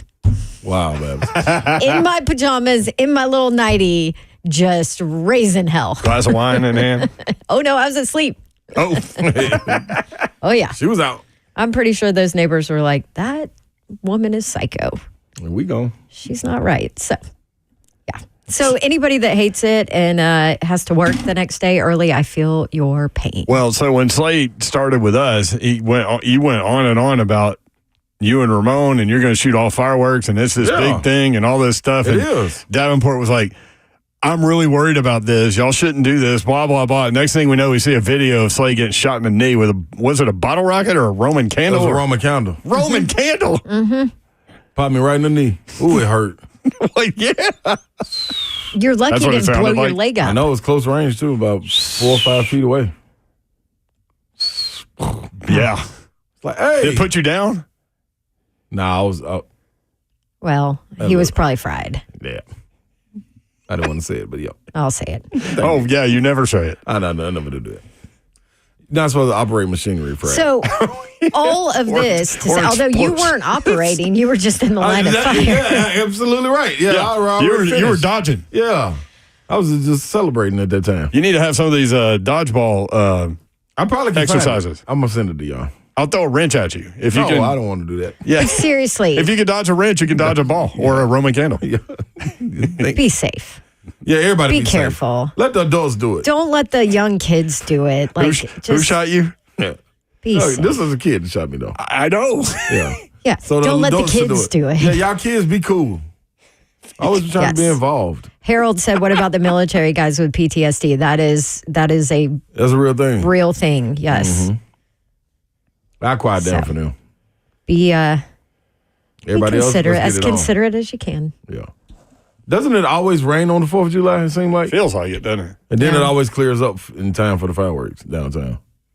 Baby Babs hates fireworks. Really? Do you know why? Because my anxiety around them and with them, and I've always been like, stay away. So now she's terrified. So when did this happen? You went to a fireworks show when you were a kid and you just got affected? Couldn't have been. What happened? No, I blame my mom. Oh, come on. She had she had 3 rules in our life: no fireworks, no motorcycles, and no trampolines. And she was adamant. She had stories to go with all 3 of them. That third one was good. The trampoline? Mm-hmm. Yeah, guess who has completely fake teeth because of a trampoline accident? My brother. So is that why she instigated that rule? No, it was prior. It was prior to that. So he did it anyway. He did it anyway, and he lost all of his teeth. I bet he said, watch this right before it happened. I'm sure he did. Hey, Buff, watch this. Well, his teeth look perfect now. Randy, let the adults who have been drinking all day set them off. There you go. That's what I'm talking about. You better believe it. Good call, Randy. We got it. Well, I mean, you didn't shoot anybody in the knee. No, I did a perfect job. Terry. Terry, put it in reverse. Terry just said that. That's how it looked like on me. Oh, Terry. I'm gonna find it. I'm gonna find that. It's everywhere during this time. Back it up. Terry. Back it up. Reverse, Terry. Put it in reverse. Oh, Lord, Steve. Oh, Lord. Oh, Steve.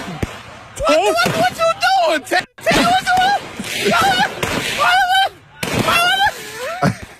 I saw a T-shirt. Terry will get out of the way, man. Oh, there's like T-shirts out there now. Put it in reverse, Terry. So we can set this up. There's neighborhood fireworks. They're setting them off, and Terry's in a wheelchair. But it's like a motorized wheelchair. Hit that again, and we'll try not to talk over it. Bag up, Terry. Put it in reverse, Terry. Put it in reverse. Oh, Lord, Steve. Oh, Lord.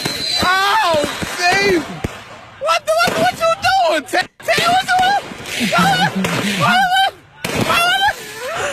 That will never get old. Never. And Terry's just smiling the whole time. Sounds of the fireworks, and he's like backing up slowly. I'm trying to find your video where you got shot in the knee? No, this was another one.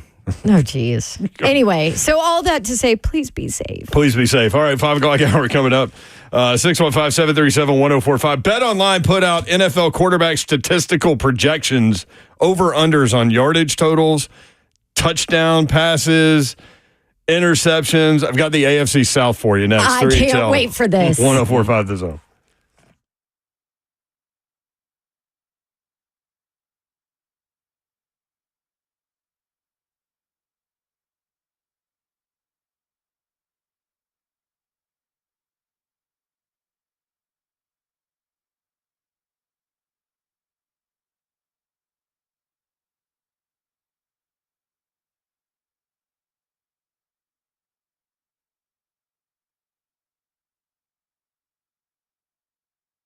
Listen, we're talking about all these fireworks and how you can hear them in your house and all that. Maybe you need better windows to block the noise out. Maybe you need new, fresh windows and doors.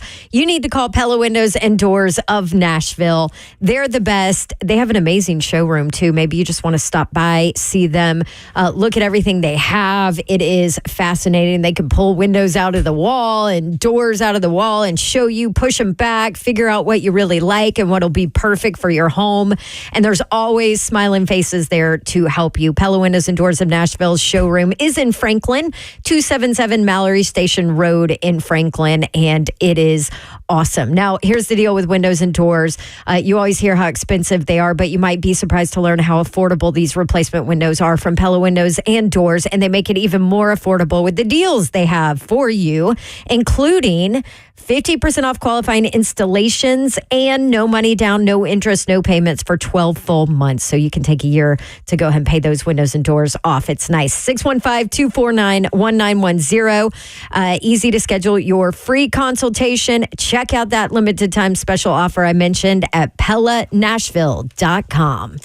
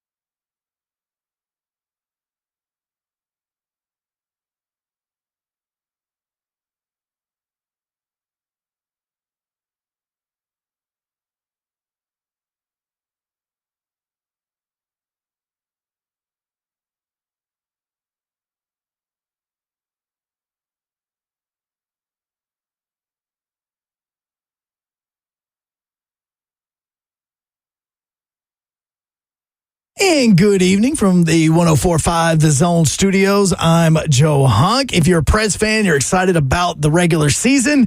Well, now you know what date to circle because that will be October 10th. That is when the Preds will start the season.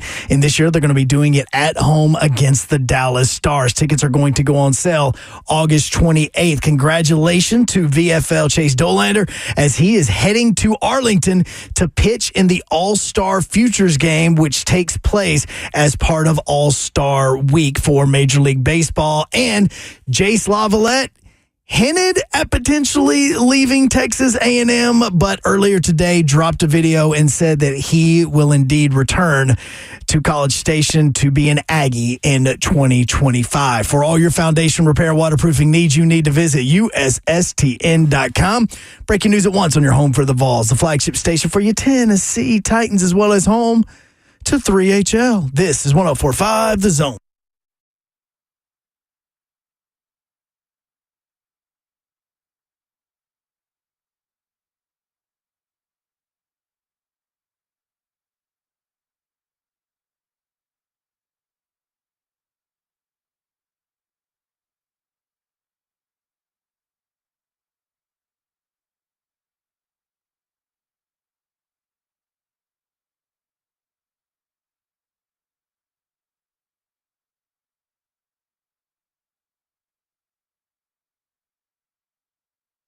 Three HL 104.5 The Zone. Brent Doherty with you on a really hot day in the Music City.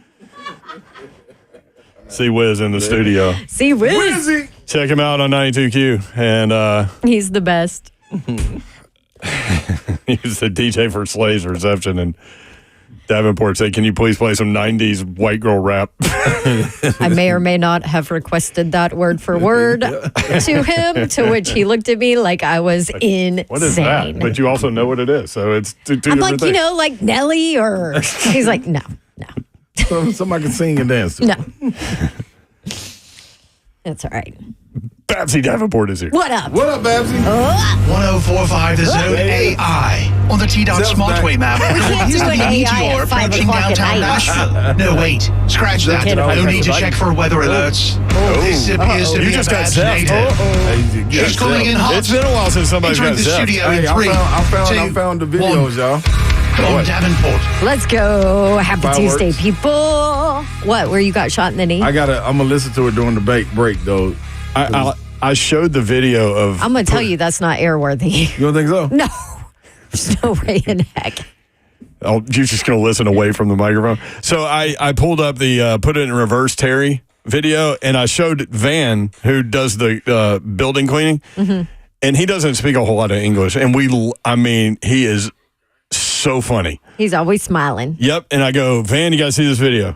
And he's like, okay. And he laughed his butt off. I'm like, comedy, the world's language. That's right. Ron Slay's here. He's trying to figure out if I'm in the building. he needs to censor something. Hey man, look how happy the kids are out here, man. See, Babsy? So Slay's going through his July 4th fireworks show videos. Sorry. Wow.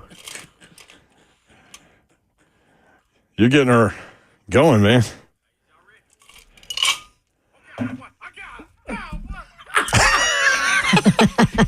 I told you it wasn't airworthy. Send it to Zeph. See what we got. He can't. No, okay. He's going to have to beep some things. No, I think this is Clean. this is appropriate. Appropriate is probably not the word. No, that's a great word. I mean, arable is one thing, but appropriate?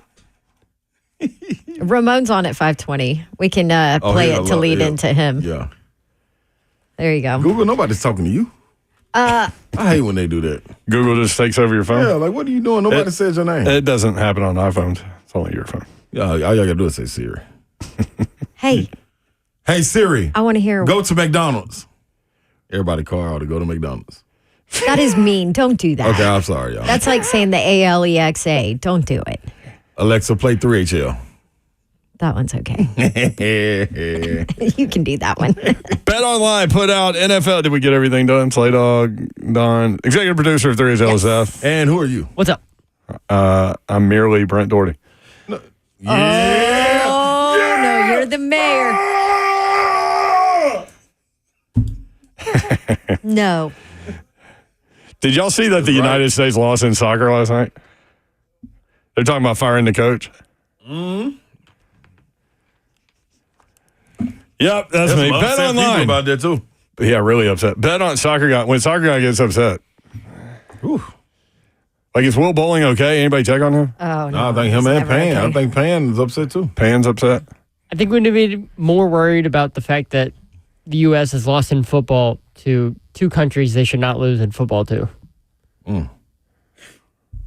lost by 3 touchdowns to Japan last week, and then they lost to who was it that I told you on Sunday? What are y'all even talking about? There's an international football Mayor, league. there's a football. Oh, okay. I thought you were United States I is thought you were lost. talking about soccer. No. No, American I football. thought you were trying to be crafty. just over told me there. this. American football. The United States has Wonder who they been putting on blown them out teams. twice. Who they putting on them teams, man? Well, that's what I'm saying. Like, there are multiple leagues before you get to that. And then you're going to get the best football players from every country because they don't have anywhere to go. Yeah. Yes. There. I explained it.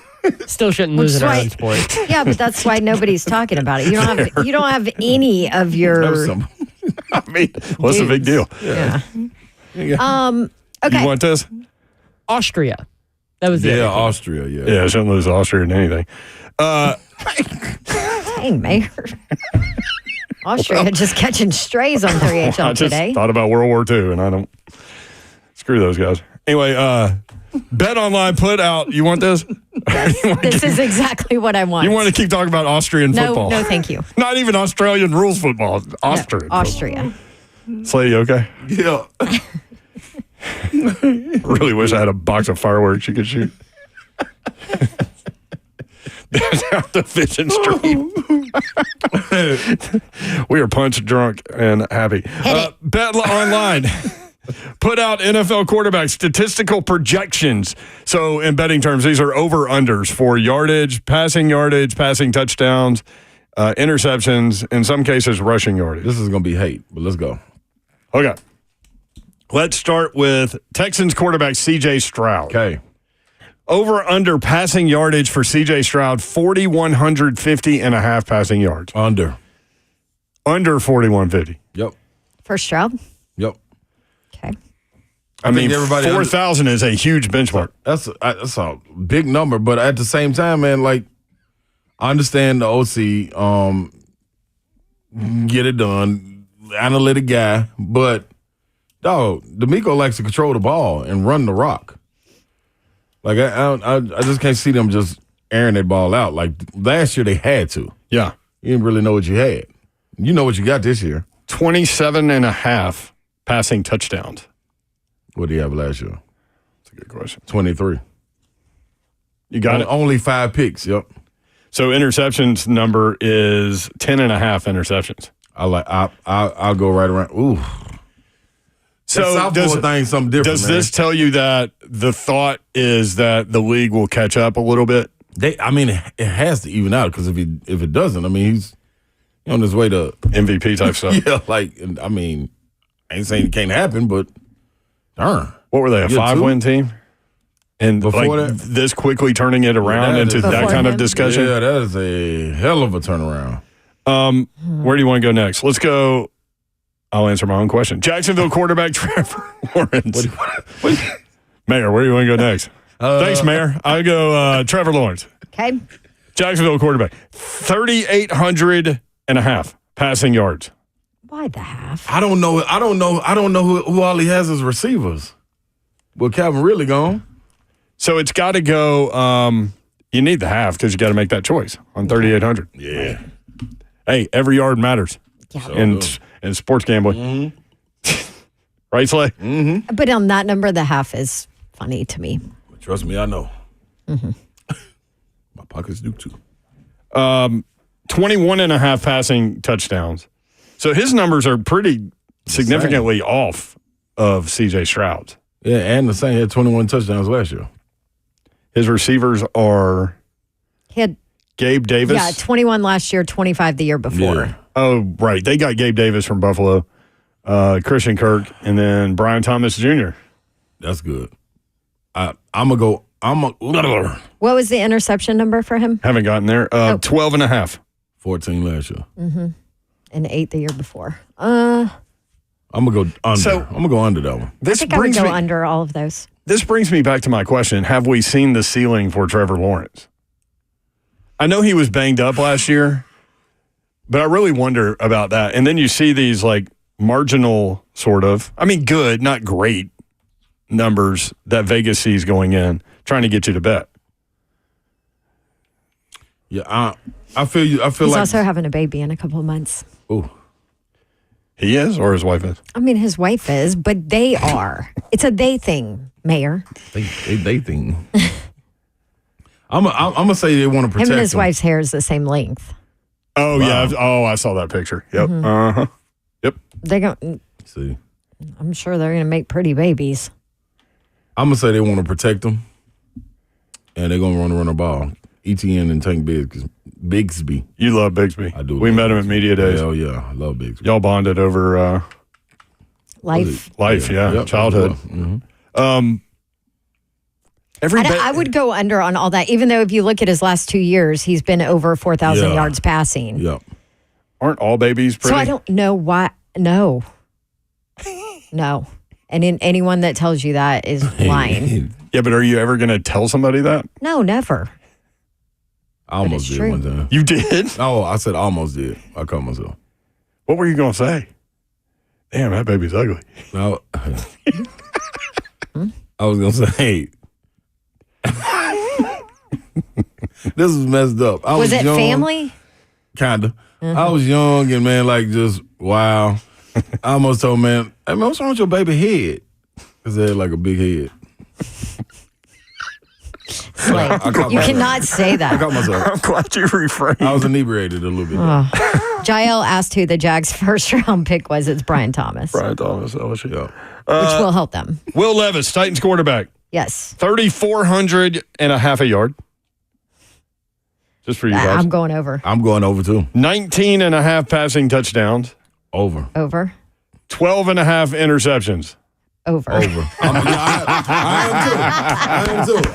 My man's going to be flinging it, isn't he? Yes, he is. And I'm not even thinking twice about Yeah, going over nah, on that yeah. 12 and a half. I just, man, them tips last year, man, some of them was picks. And he's going to have these receivers that are legit, and he is wanna going get to it to try him. and He force sure will. balls that I'm telling you, Yeah. it is over. I'm with you, Babson.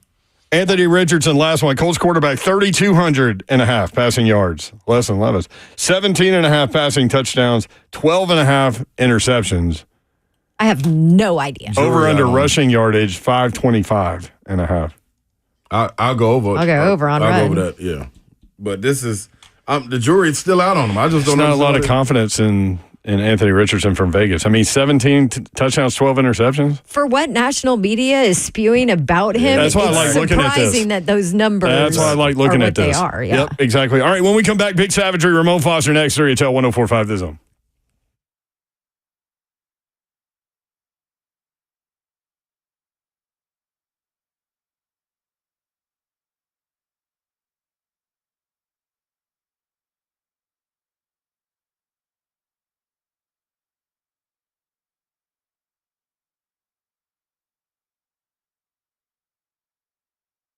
I want to tell you about my friends at Brentwood Jewelry. You need to know these guys, the Amamali family. They're awesome people, and they are there ready to help you out with all of your gifting responsibilities throughout the course of the year. They'll just get to know you, and they'll get to know what you like, and they'll be able to show you and talk in great detail about all of the items that they have, and they have everything that you need from a local jewelry company. They are phenomenal people, Monday through Friday, 9 a.m. until 6 p.m., Saturdays, 9 until 4, always a click away, BrentwoodJewelry.com, in the heart of Brentwood, just off Franklin Road.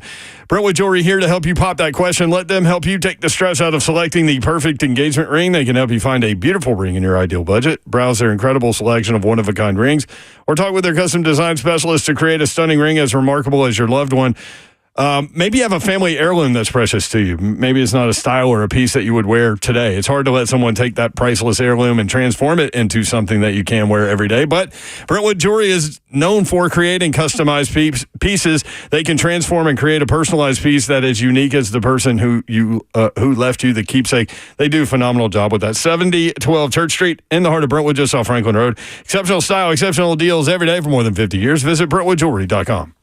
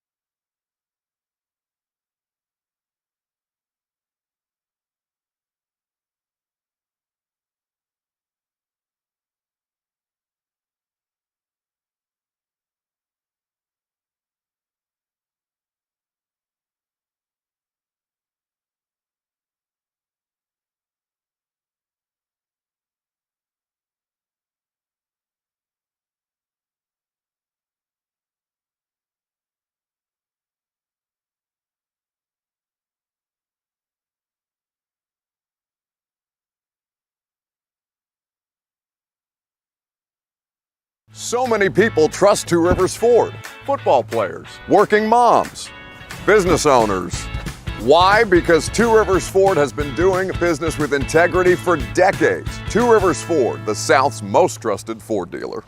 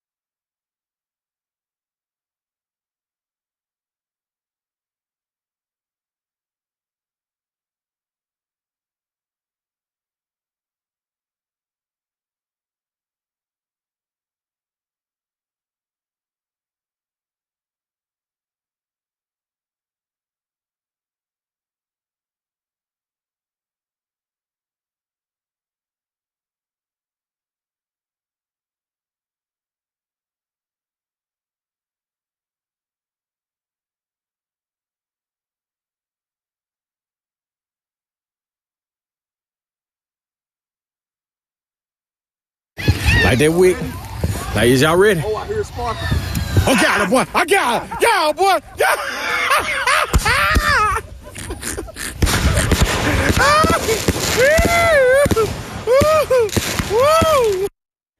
Slay Dog. That's Letting it rip. fireworks. That's a good time right there, boy. Big shout out to Ramon Foster. Were you involved in that? Hey, Savage, if they don't think that's a good time, man, they ain't seen a good time before. Hey, so I swear to you, both of us together, but when you throw Nardo in there too on the 4th of July with fireworks, oh my God. Ron just played the Get Out of Here Boy video. That was a good time right there, boy. That is a classic moment right there, dude. Yeah, I don't think that was the year you got shot in the kneecap either. I couldn't find the one that got shot in the knee. Well, I have it somewhere. Yeah, I did say you don't, Bass. Yes, I do. Vondra dogged you that day, She man. sure did, man. When everything's supposed to be over with, she's still shooting. What you doing? So what's the deal with the HOA? Are you still having your yearly fireworks celebration? Tentatively, yes. Okay, because we have a situation, okay, to where a few is trying to outvote the majority, and we're in conversation right now about what the neighborhood wants to do. Nobody's ever shut us down before. I'm sure, Babs, your HOA has parameters and restrictions on fireworks, just like most established neighborhoods do. Right. For some It's for reason, safety. I know, but everybody does it, right? On the 4th of July, yes. Everybody does it. Yes, it's all up and down my street. At reasonable times. Like, and maybe it's a misunderstanding. Like, the street behind us, they populate, but, like, we try to be respectful. One, because I got an early morning job, and usually I got to go to work anyway, or the fact that, look, after a certain amount of time, there's only so many you can pop anyway. So I don't want to overdo it. Plus, I mean, we got to be safe about it anyway, and I know we got for sure in the neighborhood. But it's fascinating. You don't have to work Friday. I know, but I'm still not going to be up to 12 o'clock like I was a kid in the projects doing it. I'm going to bed, okay? But here's the thing. Like, if you're having HOA problems, Dawn has learned this lesson, I think. Like, the last thing you want to do probably is talk about it on the radio. Yeah, but the whole neighborhood. No. And that's why I'm being very vague with it. So you're trying to bring the power to the people. Yeah, man. Well, no, see, here's the thing. So our city in Humble Hendersonville, our city in Humble Hendersonville has this. But if you've been to Sumner County recently, you know traffic is backed up like crazy. So to go to Main Street and watch that and be stuck in traffic for an hour or two is one thing. Or you can also go to Davidson County, Nashville, and watch that with 300,000 to 500,000 people there and be stuck in traffic there. So this has been the easiest alternative, man. And we're also being blessed because it's supposed to rain earlier in the day. Oh, is that true? The fire hazard's low. So we're talking through it. Let's just put it that way. You just need to, the naysayers, you just need to go grab them and be like, hey, listen, we got drinks for you. We got like food. Old model It's van? a whole show. Come on. Yeah. But Babs, okay, with your issues you had in your neighborhood, Babsy, like, did you get arrested from that, or like anything happened behind it? Not yet. No. See, you're kind of, You're playing with fire here. Literally. Literally. Yeah. Listen, Babs, this is my first run-in. I've been a model citizen, I think. So that's neither here nor there, though. We'll see. Well, hopefully it all works out. Big shout out Did to it Ramon work out for Foster. you? Yeah. So far. See, there you go. Hey, Ramon, I was doing a little digging in advance of our segment with you, and I noticed that they've got you as 6'5" on Wikipedia. And so I went to Ron Slay's page, and he's listed as 6'8" on his page. You know, people can edit those Wikipedia pages to put anything they want. You think Slay did that? Whoever one of his friends, okay, one of his, what do you like to call them, sources? His one partners. of his people did it, okay? One of my reps. Reps. Your reps, Yeah, one of his reps. Listen, my thing is this on him being 6'8", all right? It ain't true. I'm just gonna say that he ain't no 6'8". Okay, they thought Bronny James was 6'6". He turned out to be 6'2". Oh, that's a big difference. That's a big difference, man. He's having a good time. Hey, by the way, did y'all see that smooth picture of Ron Slay on his birthday I posted? I did see that. He was so skinny. I had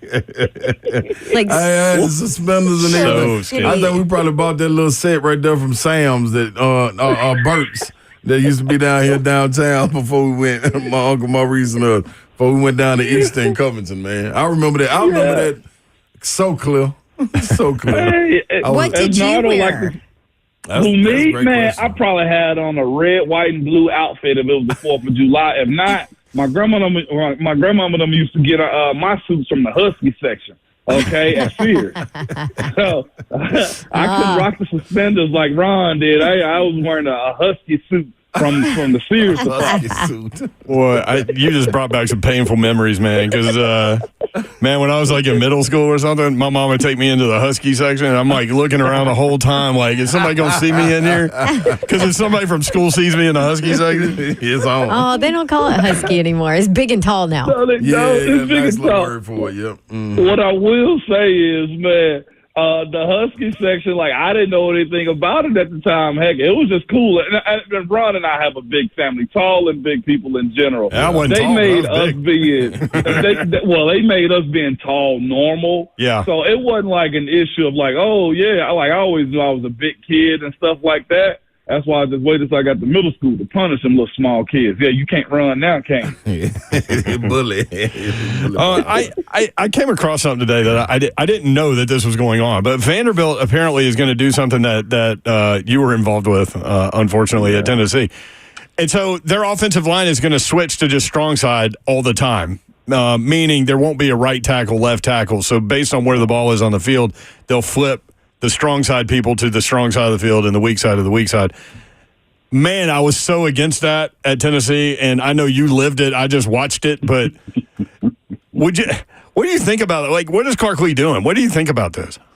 One, I'll say this. I got to stop bashing Coach Clawson because there was some good that came out of it. You know what it was? It showed me that I can play right and left side flawless. That's actually something that contributed to the length of my career in the NFL, too. So there is a win in it. Yes, so but it also led to Philip Fuller being fired. It sure did, Mayor. I was getting there, okay? There's the other part of it, okay, is either they need to have their system tweaked as flawless as they possibly can, or even college students will know where the play is going. Like, I'll never forget Brandon Spikes telling us, and this is like we played Florida week 3 or 4 during the season, traditionally, and it was about that time of the year, and he pointed over to the ball is coming right here on my side. And he said that definitively. He knew it. And when I say even college students know that, it's because you don't have enough time to film study the way the pros do. Like, I know a lot of football because of my film study in the pros. Like, college players, they get it, they understand it, they ingest it, but, like, he diagnosed our play, and he was 100% correct. We gained no yards on that. And that's what sucks about that type of offense is you better have the personnel and the system in place in order to be able to run that type of offense. And the issue that we had with Coach Clawson was we switched that offense in the middle of the summer. That right there is terrible, okay? Like, nobody could understand it. He tried to smooth it over by saying we're not going to call it strong and weak. We'll just call it strong and quick. Like, you're still saying the same thing. Like, and when you go to must-need situation, all right, guys, when you need it, had to have it situations, and 3rd and 1, what side are you going to run to, the strong side or the quick side? More than likely the strong side, right? That's where the issues lie in those type of situations. Tendencies arise when you have those type of offenses that you try to incorporate. And all it is, y'all, is simply this. There is a lack of talent there, in my humble opinion. So you got to do these types of things to be productive offensively. It could be good for Vandy, but boy, they better not have no tendency show up. And y'all know, like I know, the analytical departments that football teams have these days, you can get sniffed out really fast. So if this is his last ditch to make Vandy relevant, or, hey, watch us do work with the style of players that we have, then it better be good. Because like I said, we got bummed because we didn't have the personnel for it. And that's what sucks. And the ones that suffer from it is the players, or if you get fired as a coach. But if he gets fired, guess what he gets? He gets some walking away money. Mm-hmm.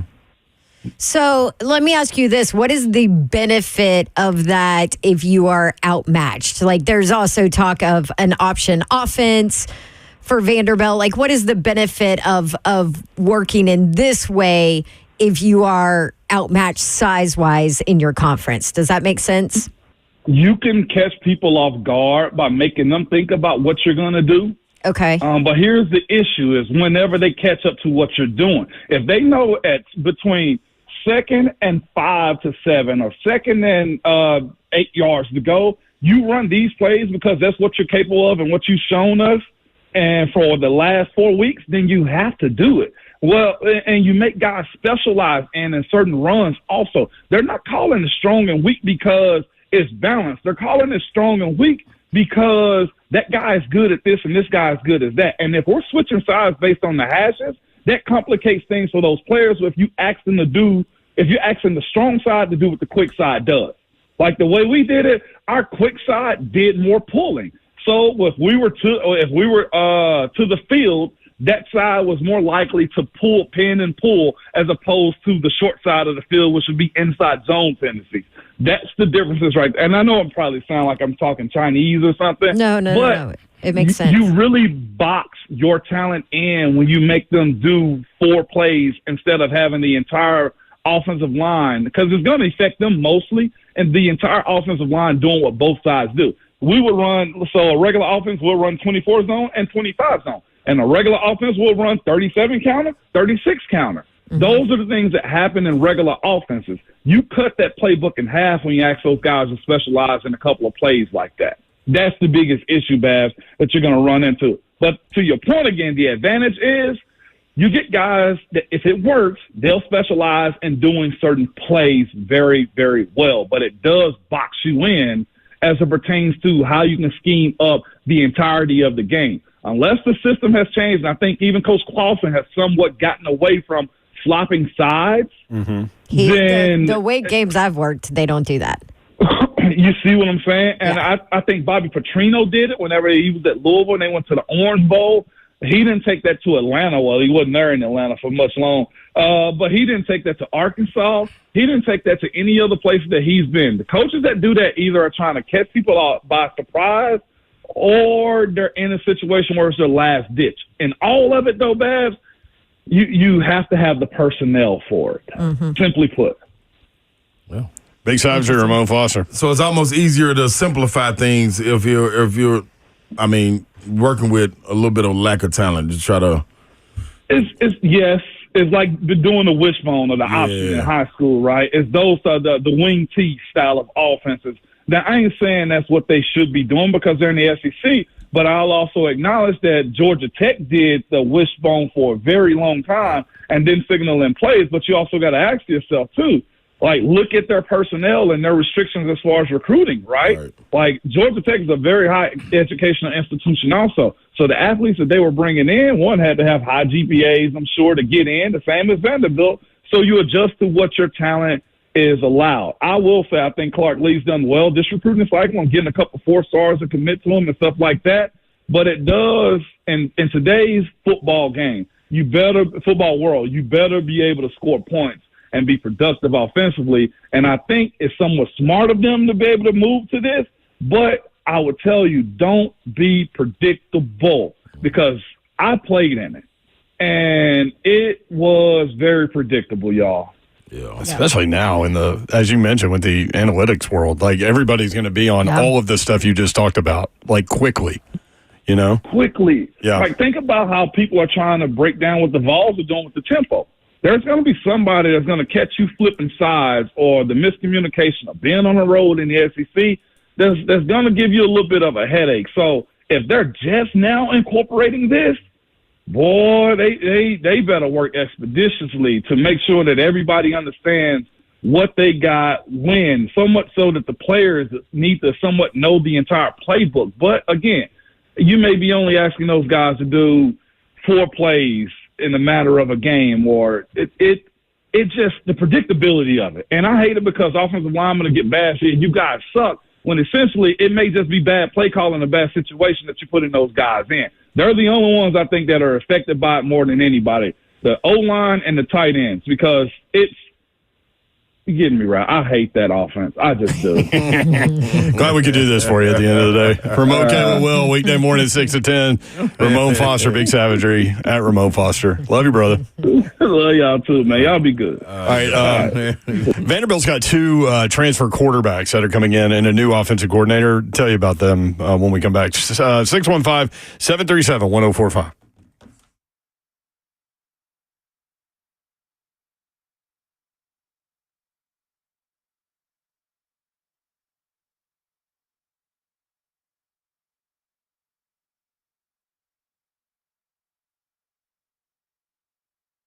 Newsflash. Ladies and gentlemen, boys and girls, we've got an update for you. We are extending, me and Babsy, extending this offer from Cove Generators. You got an opportunity to call Generator Dave and let him know, man, I want in on this. I saw y'all extending it. I thought I was going to miss out on it. I want in on this deal. What is the deal, Babs, to get a Generac automatic standby generator? $500 off. Boom. If you tell them that you heard about it right here on The Zone from Babs and Slay. And they have financing available. And let's be honest, if you need a generator, this is where you go. Cove Generators, Generac automatic standby generator dealer, or they can perform maintenance on any generator that you already own on top of it.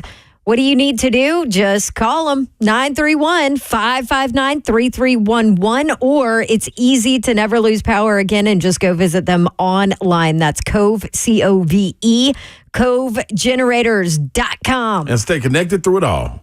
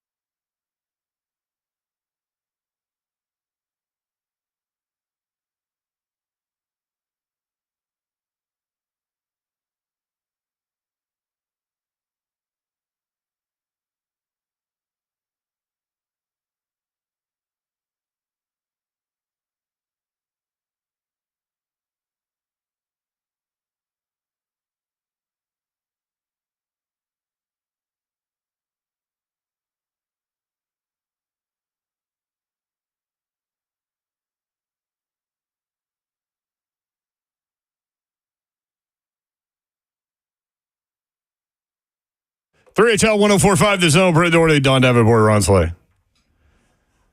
So Vanderbilt's new offensive coordinator is Tim Beck. He comes from New Mexico State. He was offensive coordinator there the last 2 years.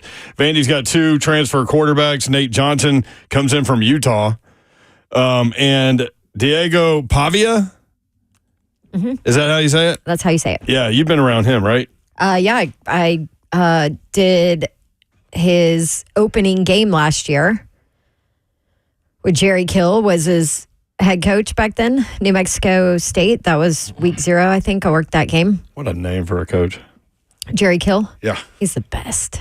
I've heard that. He's at Vanderbilt now. Yes. But anyway, so I worked that game. And then do you remember a couple weeks later, they almost beat Auburn last year? That's right. And it was him. Went to overtime, didn't it? I think he got injured in that game, but yeah. Well, so offensive coordinator comes from New Mexico State. Diego Pavia comes from New Mexico State. That would lead me to believe that whatever battle they're going to have in fall camp would end with Diego Pavia as quarterback, but we'll see. You would think. Yeah, and there's talk that they're going option on some level. And last year, Pavia at New Mexico State completed 60.4% of his passes, 2,973 yards, 26 touchdowns, 9 interceptions. And here's another number.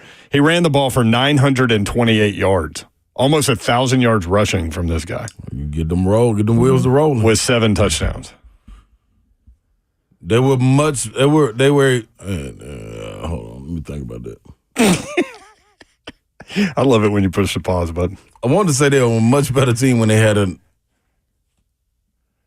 agile quarterback back there. They could use his legs. Agile. When they had Mike Wright back there, to get out of trouble. Mike Wright at Northwestern, what a good fit for him, I think. Yeah, you know more about that, Babs, than Northwestern. Man, I loved it. Remember at SEC Media Days, he told us like how much he loved our show? Mm-hmm.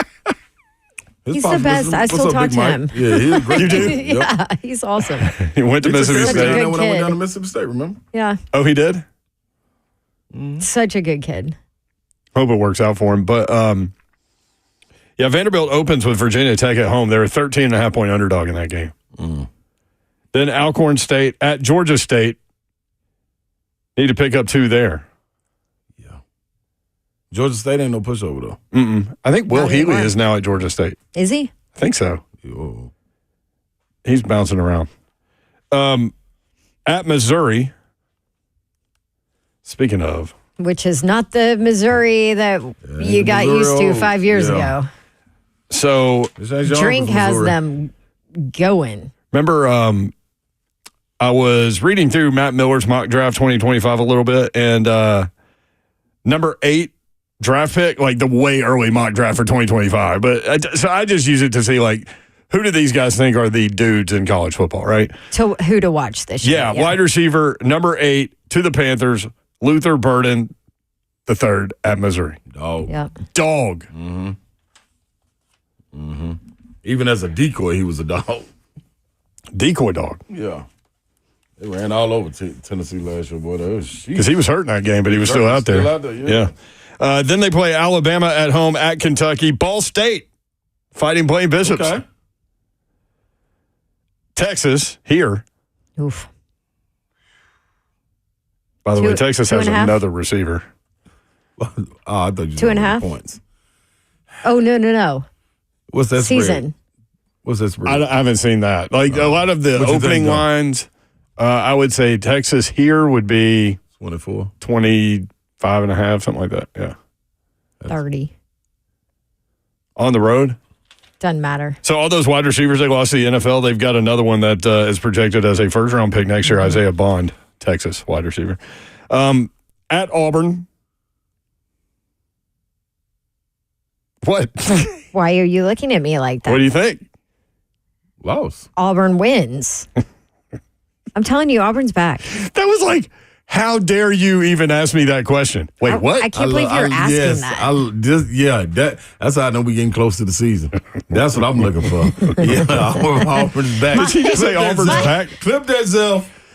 Auburn's back? Is that what you said? Yes, that's what she said. Listen, y'all just wait, okay? I was on I board know for I'm y'all getting last fired year. up. Remember? Y'all were telling me to but calm see, down. what happened was Things happen. we had some injuries. That's my favorite excuse for Anything? teams. Uh, And Yeah. Hugh just needed to. He needs time. We should have mentioned Brady Cook is back at quarterback for Missouri, but they did lose the running back, so there's that. yeah, that's big. Auburn Tigers. Oh, you still got Peyton Thorne at quarterback? I don't want to talk about it. I thought y'all wouldn't got a. Oh, No, they didn't. Quarterback They transferred didn't. They did. Yeah. You didn't get a high level transfer. No. No, Yeah. but their quarterback transferred to South Carolina. He do pretty good, and he's huge and can move. I forgot his name, man. When I went to see all their spring game, it's like Good darn, combination. Can move. Yeah, they've got a good young quarterback. We'll see. But Hugh is weirdly set on Peyton Thorne all of a sudden. Now, I'll say this. He had zero help. Zero. I worked that Maryland-Auburn Injuries. game. He had I remember zero help. Like, there was no, I mean, nobody was open. Nobody Well, was that's doing problem. anything. That is definitely- He had Nobody's nothing. open. What am I going to do? I mean, Run. there's only so much you can do as a quarterback if you don't have any help. And That's we've true. had that conversation. That's true. Run, Tennessee Forrest. Titans fans. And then Vanderbilt wraps up with South Carolina here, at LSU, and Tennessee here. Their home schedule, dude, we might need to look at some season tickets. Yeah, they got. I think they're sold out. They are They sold are out. sold But out. here, Vanderbilt season tickets are sold out. this came up while you were gone. Here was my question. How many season tickets did they sell? Because if they had like 200 season tickets and they sold out, okay. But if they had 20,000, I don't know the answer to that. What Yeah. do they seat? it used to be 42, but they're But it's- doing all the They're construction. doing all the Renovations, construction, so it's way less. Here's about Vandy's 30. home schedule: Virginia Tech, Alcorn State, Alabama, Ball State, Texas, South Carolina, and Tennessee. It's pretty good. 2.5. I got to look into it. I think they might get 3. Half is gonna get me. They might get 3 or 4. 4. Oh, Where's Yeah. the 4th? I like Diego. Do you know how tall he Corrales? is? Yeah, I know. Do you know what he's listed at? Listed 6 feet. yeah. Oh man. So you know what that means? Any quarterback that I'm taller than? Sorry, Maybe Zach. flip sides and get a short. Yeah, guy. flip my size, height. Dial it back. All right, back at it tomorrow. Love y'all. Good night. God bless. See ya. Wouldn't want to be you unless you're Traylon Burks, Tajay Spears, or Diego. Vanderbilt's home schedule.